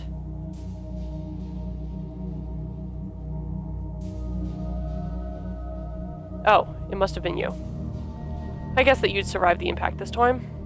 Were you still conscious? Then all I could do now was... look.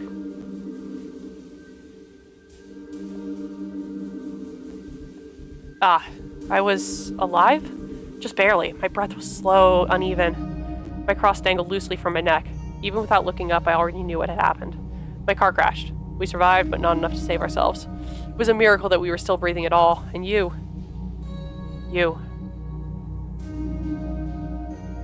Somehow I knew you were connected to all of this. The memories of things that hadn't happened yet. The weird sense of deja vu every time I looked you in the eyes. The little coincidences and oddities that kept on piling up. And how I knew we'd been through this before. That we died before. Even though it seemed so impossible. But we already had one miracle under our belt. What was one more? Your eyes bored into mine, red and bloodshot and weepy. If this was how things were going to end anyway, then I didn't have much else to lose. Oi. Sound was more of a croak than anything else, like I hadn't had a drink in weeks. Nudged your hand with my own, trying to get your attention. Those eyes of yours, I could never tell if you were actually looking at me or just straight through me. For all I knew, you kept the damn things open while you slept. Certainly wouldn't be the weirdest thing about you. You blinked, owl-like, mouth hung open in that way you do when you were off in your own little world. I shifted it in place, flicking your wrist. Hey, Earth to Point Dexter, you still with me? Now that got your attention. You jolted as soon as my nail hit skin. I never realized just how many scars you had on your hands alone. Were some of those bite marks? I am conscious. Noticed. Not sure how long we have left, though. Indeed. You looked away. Never a good sign. So I think I ought to know the truth before I kick the bucket. How do you mean? Cut the crap. You're not nearly as good a liar as you think you are. You huffed. So tell me what's really going on here, at the very least, so I know who to blame for it. It is not that simple. Most things in life aren't. Tell me anyway. You took your time rolling your lip between your teeth. You are correct. You deserve to know.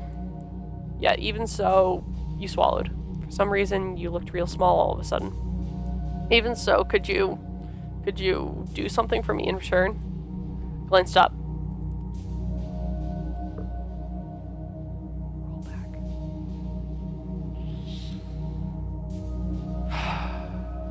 A look of absolute bewilderment crossed your face. I didn't blame you. I had already done so much, and to ask yet another thing of you was nothing short of selfish, to say the least. I wouldn't forgive me either. I mean, it depends. Within reason, obviously. That was already more than enough. It is nothing major. My gaze fell upon where your hand was touching mine. Calluses and rough skin hidden underneath a worn leather glove, the hand of a worker. How little I knew about you even now. I'm not the best at telling stories. Speaking in general is difficult. But I do enjoy listening to them. So once I am finished, could you tell me a story as well? Immature, selfish, stupid. A request that was everything I hated to be and more. With the world ending around me, I wanted that indulgence. Sure. To my surprise, you answered without an ounce of hesitation, like it was nothing. But I'm warning you. Storytelling ain't exactly my forte either. Ain't too great at talking to, but if it gets the job done. Couldn't resist the smile tugging at my lips. Most certainly does. I took a deep breath. How much do you remember? About tonight. About me. You clicked your tongue, taking a moment to respond. Let's see. I remember blaming myself for what we'd gone through, thinking that if I'd just passed you by, none of this would have happened at all. If only you knew. In general, I remember meeting you for the first time. Anything else? Well, I remember trying to strike up a conversation one time, but you went and stabbed me right in the middle of it. Said some real creepy shit, too. And one other thing. Oh? I remember you killing me as soon as I stepped out of the car. So that part stuck. I didn't remember anything at the time, but with what I know now, you must have had a real good reason to be so scared, didn't you? I waited, making sure you were finished before I spoke. Or procrastinated on getting on with it, more like. Everything you have just told me did occur once, in one timeline or another. I remember everything. Every death, every ending. Sometimes I have lost track of the details here and there. But even as the world moves on without us, I have kept you here, looping again and again. You sighed. Figured it was something like that. Doesn't take a genius to put two and two together. How long has this been going on? I am uncertain. Long enough that I cannot roll back any further. Days, undoubtedly. Weeks, perhaps. At this point, it has been more the times than you could possibly comprehend. And the sob bubbled up in my throat before I could push it back down. I squeezed my eyes shut. I can't keep going any longer. My voice cracked and I couldn't bring myself to hold it all in. As disgusting and shameful and useless as I felt, I sobbed there into the dirt once reality came crashing down upon me. All this time I've been trying to escape this stupid cycle. Breaking out, getting captured, being punished, trying to break out again, over and over and over. Something in my chest was aching like it never had before. I sniffed, wiping my nose on my sleeve. I really thought that this time would be for good, that I could escape and find some better ending. But now I'm just stuck in a whole other cycle, and I've gone and roped you into it too. I stopped trying to breathe properly again. I felt revolting. I'm so sorry. I'm so sorry you got dragged into all of this. My fingers dug into the ground, my nails scraping up all the dirt and loam and ash and filth they could find. I wanted to scratch at my arms instead so badly, but it hurt so much to move. If I could just sink my teeth in, maybe I could dull the pain away just like usual. And then I felt something. Your hand. You were squeezing mine, firm yet so gentle. So I opened my eyes.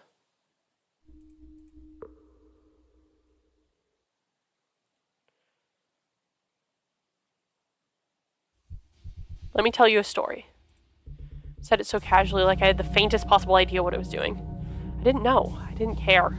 All I knew was that this was the end of everything and someone needed my help. Whatever pain you were going through, however much you'd suffered, I'd promised you a story with a happy ending. And if God had abandoned me here, then I sure as hell wasn't going to do the same to you.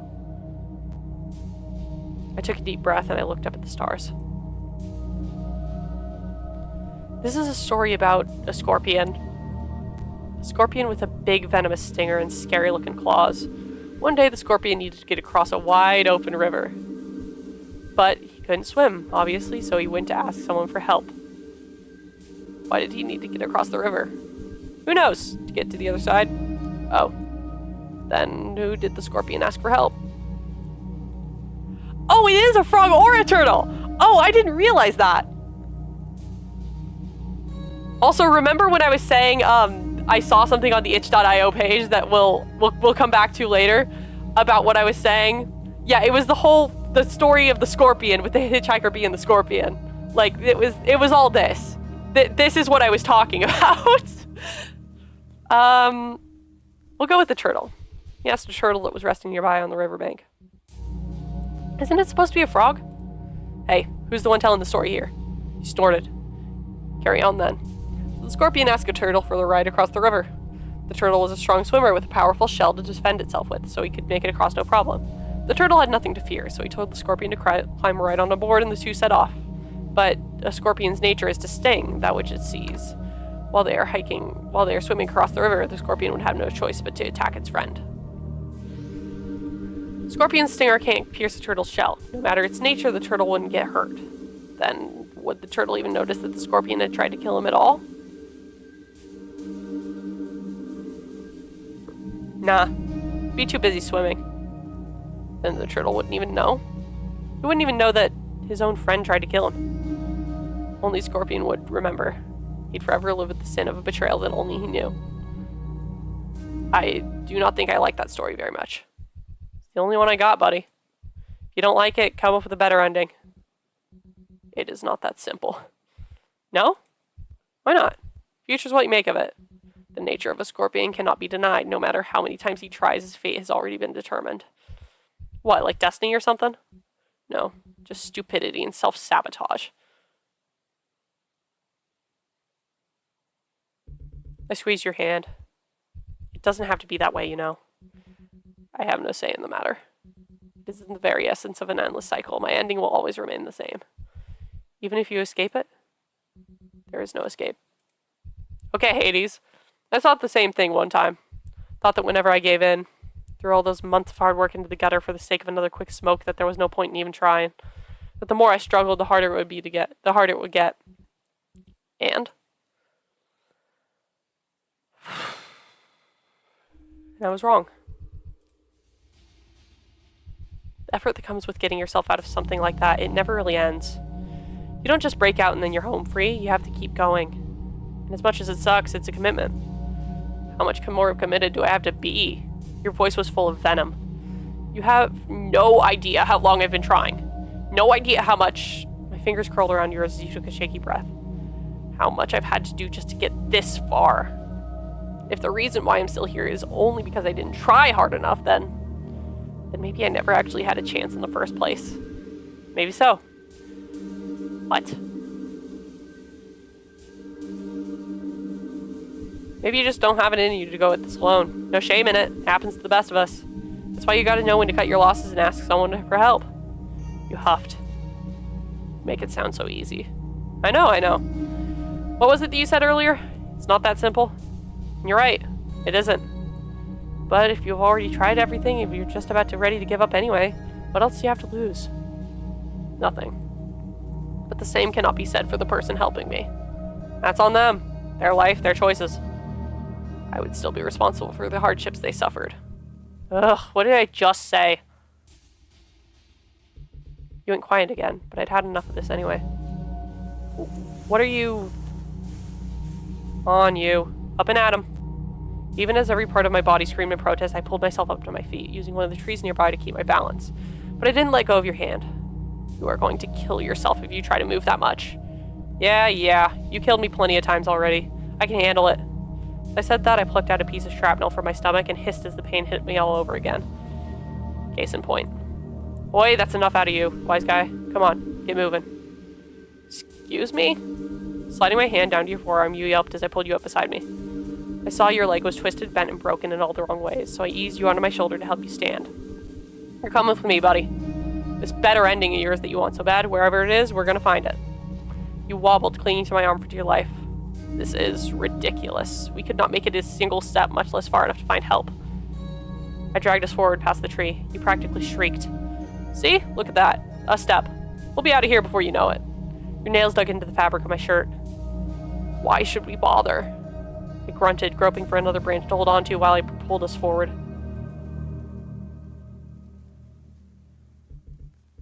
It hurt to breathe.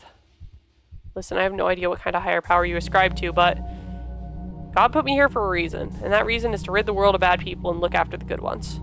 No matter how this ends, whether I get you somewhere safe or die trying, I'm doing exactly what I set out to do. We took the next few steps in silence as my boots slid across the dirt, your bad foot dragging behind you. You're insane. Nope. Just stupid. Now, are you gonna help us walk or what? I didn't expect you to respond or do much of anything, really. I was perfectly content to keep us going until I couldn't anymore. But instead, you reached out to touch my chest, and... Ow! It felt like I'd been socked in the gut. Something reverberated through me, and it took a second to shake off the impact. What the fuck did you do to me? But you didn't answer. When I looked down, I saw you'd gone completely limp. Oi! Oi! You didn't move a muscle. Your head rolled to the side, nosebleed streaming down across your lips. Then I realized how much better I was feeling. I looked down at my stomach where the glass had sliced me open from the crash. It was like the wound was closing in on itself. Not healing, per se, but melding together as if it had never been there at all. Like it was reversing itself or rolling back.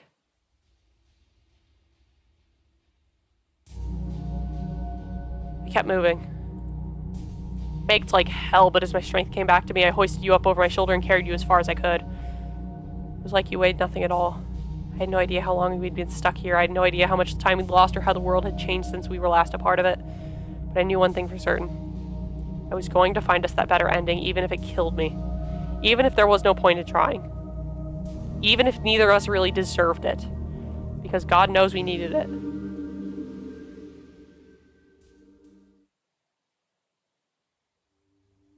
And 0, nurture.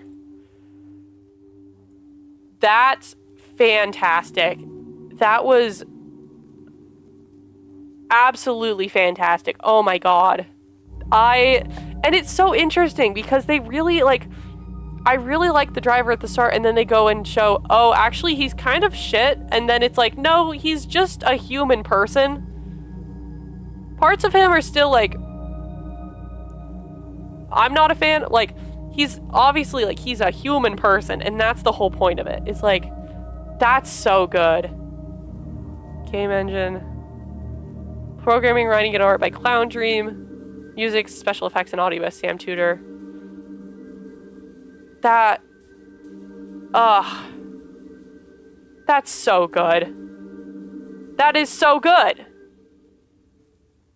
And this is the scene. This was the thing on the itch.io page. I was saying Frog and Scorpion before I had even really looked at that. Oh my god. That's so good. I love that they basically did take the frog and the scorpion story and were like, let's use this as a framework for the rest of our story. And I love that. I love, like, I've always been a sucker for fairy tale retellings. Like, I have Ever After High, I have the Twice Upon a Time series by Wendy Mass, I have Land of Stories, and School of Good and Evil. Like, I've always been a sucker for fairy tale retellings, and I watched Never After by Dimension 20. This was fantastic. Like, oh, that's so good. That's so good. That's so good. You have now unlocked the ending gallery. There, you can view all of the endings that you've received, along with the ones that you've yet to receive. Simply select the option labeled bonus from the main menu to visit it. I hope that you enjoyed the strange little story known as Hikeback. Although the clock has stopped, if you would like to play through the game again, you may come visit me where it all began. I hope you find the better ending that you seek. That's so good! Okay, let's do... Oh, God. I didn't get ending... I thought I got ending 5. And I know I didn't get ending 13. 6, 7... I think I screwed up ending 7. Well, I didn't actually... Yeah, okay, so I screwed up some of these. So let's... Okay. If I start here, what happens? Welcome back. Would you like to reset the clock and begin the story anew? Although you will lose all your progress and memories, you will still have access to the ending gallery. Additionally, you will still have a record of the endings that you've already received. So with that in mind, shall I reset the clock for you? Alright. I'm going to reset the clock. I will get back to receiving all of the endings that we have not yet gotten. So that means playing through until we get ending 8 and whatnot. And then I will return to you once we are there. As you wish. I hope you find the better ending that you seek. So I'm working on ending 7, which is... so I've let the hitchhiker into my car on the passenger side. And... what else was there? There's passenger side and... yeah, so I stopped and let the hitchhiker in on the passenger side. Where the heck did my cursor go? My cursor is gone. Well, we're gonna play this without me knowing where my cursor is. What the fuck was that? We have been through all of this. Whose fault is this? Who is to blame for the sending? The one to blame is... both of us.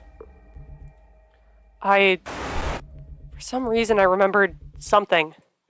Something that hadn't happened yet. Or was it something that was never meant to happen at all? My head spun. The answer that left my mouth wasn't the one either of us had been expecting. We're both to blame. I beg your pardon? You sounded so off guard, like you'd forgotten that you were supposed to be in pain. Like, this was all just some big play and I'd said something that wasn't in the script. I couldn't even remember why I'd been angry in the first place, because the hitchhiker in the ending 8 is, like, talking about follow the script, follow the script, follow the script. I was the one who stopped. I was the one who created this whole situation, and you escalated things, got us to this point. Even if I was the one that crashed the car, even if you were the one that tried to kill me, without both of our actions combined, we wouldn't be here. I couldn't tell how much sense that all actually made. I was losing too much blood too quickly. All I could feel was this overwhelming desire to rest. Rest until it all didn't hurt so much anymore. My good eye closed while the other fluttered and stung. I heard you moving, I think. Moving like you were standing up. But for some reason, I didn't find that strange at all. Like I'd seen you do it before. That's when I heard you. You were laughing. Laughing like you'd never done it before. Laughing in that way that sounded more like an imitation than the real thing. All along. You wheezed and hiccuped and coughed. All along, the blame was split. How could I have missed it? My head was spinning again. It was getting hard to understand what you were saying, much less what you meant by all of it. All along, we were beings of conflicting natures, one of self-sabotage and one of self-preservation. So naturally we clashed, and now we are here. You sighed, catching your breath. Your voice was still trembling from laughter. How wonderful do you think it must be to be thoughtless, bereft of consciousness and reason? How wonderful to live one's life without conflict and thus without regret. You choked, fighting for air. Were you laughing again? I suppose that must truly be the nature of bad people. Yes? Not that they are completely devoid of good intentions and thoughts, but that they have such thoughts and choose to ignore them anyways. Ending 7, thoughtless. There we go. That's another one of them done. We gotta move into ending 8, so I will be back with that one. Okay, I've made it to hour 8. I've eaten. I got myself a San Pellegrino. My cursor is back. Let's do this. I got the rollback, but I really just gotta skip to the end of this, really. So I guess I'm back. I'm at hour 8, but I will see you at the end of this. Once again. You moved? You weren't supposed to do that. You only shifted in your seat like that when you were suspicious of me. I glanced up and the drink was gone. Not right at all. But your cup holder was empty and it wasn't right. Not right at all. Had you realized? Did I get something wrong? Did I make it too obvious? Had I left too many hitches behind? Did you remember everything? Were you just playing along so you could get me back in your car and find the right moment to kill me? Or send me back to her? How much longer? How much longer until I died again? How much longer until they collared me and locked me away for good? How much longer until the windshield shattered into pieces across my chest? How much longer until... Hey. Oh god. You knew. My scalpel was in my hands already. I didn't remember how it got there. So, I've been meaning to ask, what's got you hitchhiking like this anyway? What are you looking to find in town? Were you taunting me? You had to know already. You had to. You waited for my answer. What was I looking for? This is the start of the other endings for this chapter. We choose a way out. I'm looking for a way out. When I tried to tell you the truth before, your reaction had always been less than favorable. But maybe if I approached things differently, you'd understand this time. Way out? That sounds pretty serious. Are you on the run or something? Do you need me to find someplace that can help you? I do not think that a place capable of helping me exists. The ones who are looking for me, they can be very persistent. You exhaled, scratching the back of your neck. Wow, buddy, that's pretty, intense. You sure you shouldn't try talking to the authorities or something? Absolutely not. Even then, there are shelters and safe houses for people like you. I think they'd help you out a lot more than I could. No. You could get a proper place to stay in. No. The car went silent. It wasn't fair. Everything you had said just then would be a perfectly reasonable suggestion in any other situation, but they didn't apply to me. They couldn't. Can I go back now? Oh, dang it. Okay, well, I didn't go forward far enough. Oopsie. But I don't want to go forward too far, because now I'm scared of, like, doing that again and having to go all the way through the whole thing again. Okay. Just gotta be careful. Unfair. Couldn't. It just wasn't fair. It wasn't fair that my better ending, that my real life remained forever outside my reach. Taunting me, hung at the edge of a fishhook. Okay. It didn't take long until I heard you dialing something on your phone. However spotty the signal may have been, I knew it was too late. Hello? Is this the runaway safe line? I sighed. You never listened, and I couldn't have anyone else knowing about me.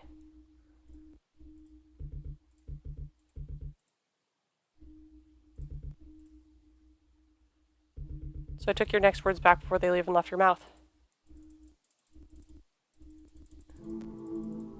Maybe? Oh, jeez.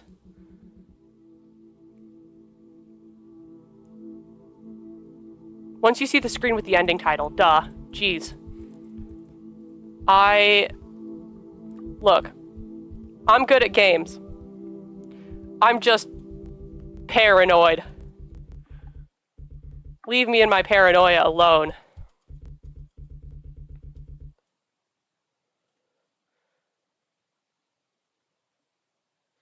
There we go. Roll back. Roll back. Is this... There we go! Fresh start. I'm looking for a fresh start. It was difficult, but part of me wanted me to hope. To hope that life could be different. To hope that I could find something worth living for in the first place. Hey, that's exciting. Not every day you get the chance to start from scratch. Any big plans for your grand debut? How do you mean? Nothing in particular? Just like new things you'd want to try, new experiences, that sort of thing? You only live once and all that? My chest hurt. Hey, you good there, buddy? Sorry, didn't mean to pry or anything. Thought and thought and thought, but in the end, I couldn't come up with one single thing that I wanted to do with my life. I had nobody waiting for me. Nothing to look forward to, nowhere to go. I was alone, unwanted. Why was I here in the first place? You're a weapon, a tool, a killer, and nothing more. Don't forget it. Was that really all I was good for? Something to be used for someone else's personal gain? A mindless weapon? Buddy? The scalpel's handle slid sweetly in between my fingers. Hey, what you doing back there? If death and violence were truly all I could have in this life, then maybe, just maybe, I could take them down with me.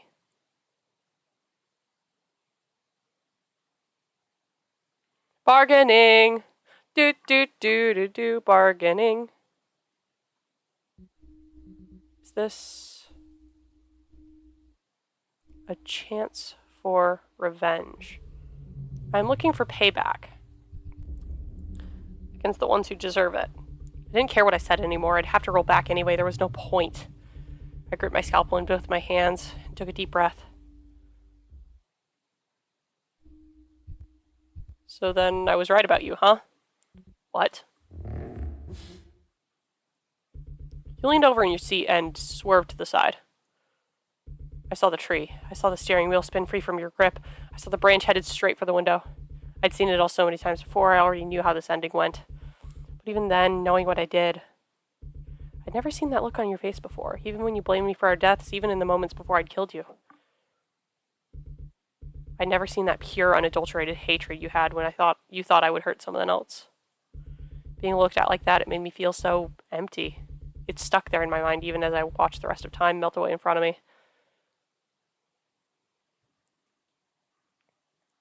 Depression! Any guesses for what the last one's gonna be? Any guesses?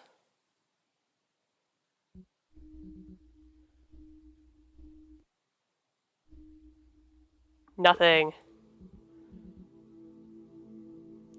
Nothing, really. Nothing? I hugged my knees to my chest, fighting to keep my voice even. Thank God you couldn't see my face from the front seat. Nothing at all. I am only passing through. Is that right? I'm in the same boat, actually. Good luck with the rest of your travels, yeah? Hitchhiking ain't easy. I will keep that in mind. And then you kept on driving, without a care in the world. I inhaled, my breath shaking. Nothing. That was all that was waiting for me at the end of this road, wasn't it? Just nothing. No matter how hard I tried, no matter how many times I rolled back, nothing I did would change my ending. Time is a circle, and I was going to keep following this fruitless cycle for eternity. There was nothing I could do. Nothing. Acceptance. And that is the end of Ending 8.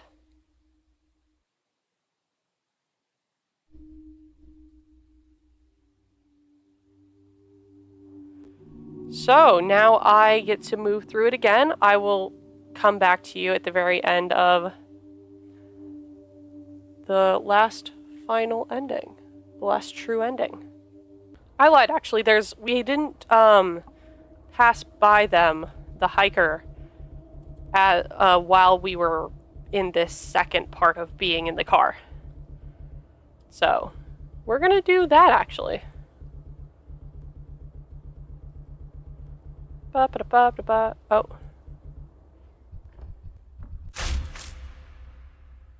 Never mind, I get stabbed immediately. I think I forgot about that one. So, that's fun. I'm gonna try to get, just pass by the,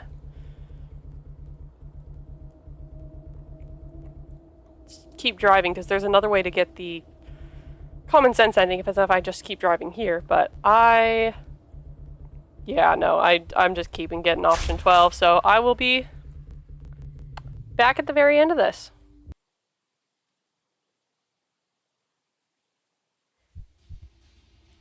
Let me tell you a story. I said it so casually, like I had the faintest possible idea what I was doing. I didn't know, I didn't care, all I knew was that this was the end of everything and someone needed my help.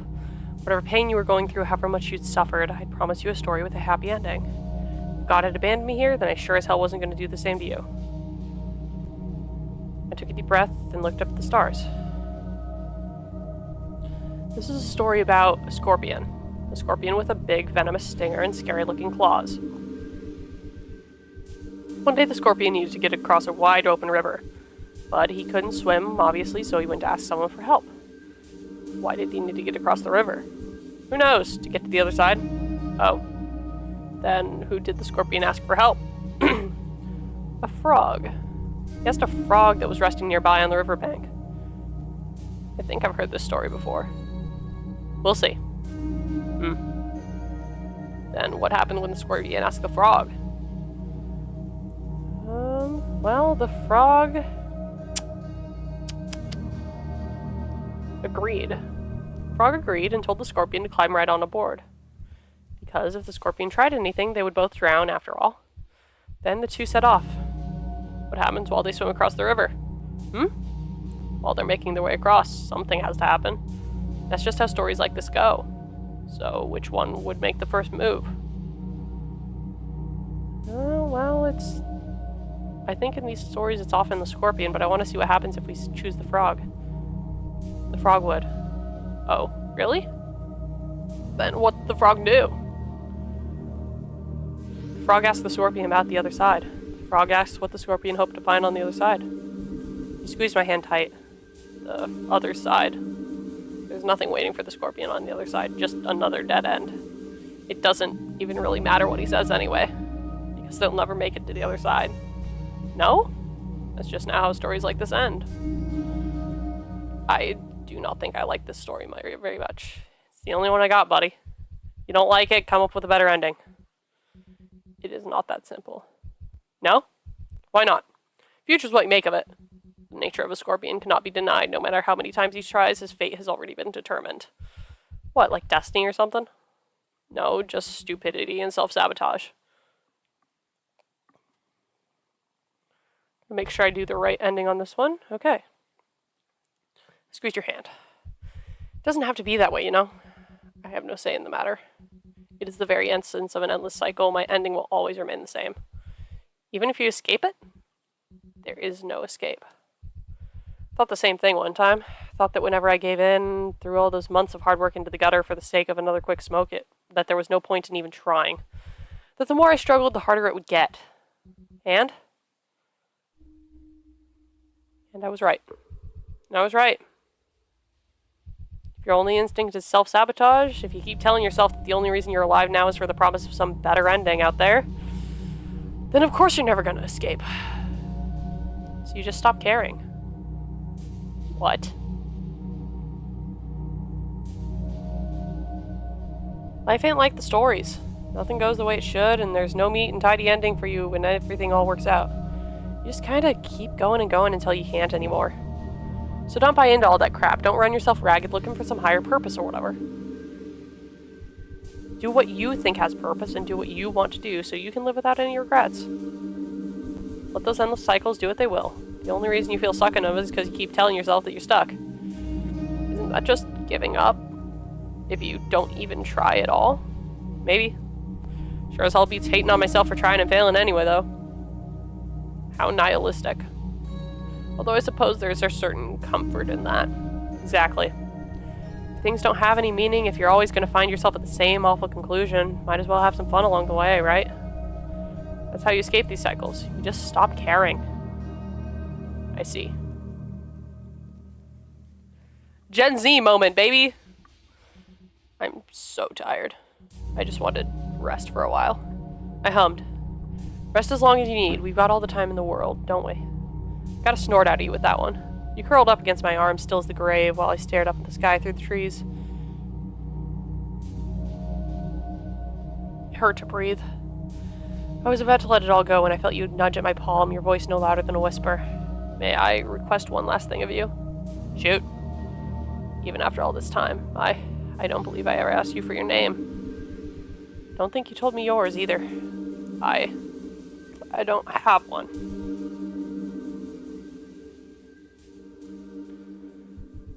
Tell you what. My thoughts slowed down to a crawl. Everything sounded and felt so far away. I'll give it to you when you wake up, okay, buddy? You promise? Promise. I could feel you smiling against my skin as I drifted away completely. Liar. Oh! Oh, that's so sad! Oh! That's so sad, but so sweet, though. Oh. That's so... God, that's such a... just a fun adaptation of that parable. Oh my god, that's fantastic. Like, again, it's really interesting, because, like, I've had to take a break between, like, finishing that first ending around, like, actually go and eat dinner and then go back through these, but again, like, both of them embody the frog and the scorpion just completely, or the turtle in certain cases. But, I mean, gosh, that's so good. Oh my, yeah, yep, yeah, I see why people were like, go play Hikeback.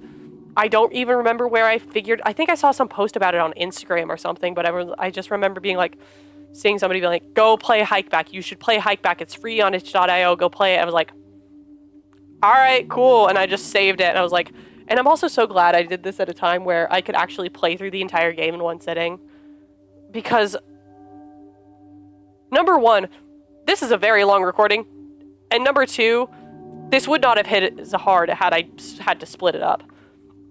Wow. Just wow. As always, link to this game is in the description. Go support the creators on this. This was fantastic. This is so good. Again, I'm a sucker for just fairy tale retellings and stuff like that. So this is just so fantastic. So well done. I enjoyed this so much. Link in the description to this game. Please play it for yourself. I know that I've done the whole thing, but play it for yourself. It's fun. It's great. Like, subscribe, comment if you want to see more like this, if you know any more games like this, or any other games you want to see me play. I'm always open for suggestions, and this was absolutely fantastic. Other than that, yeah, thanks for watching. That's it for this one, and I'll see you guys in the next one. Bye!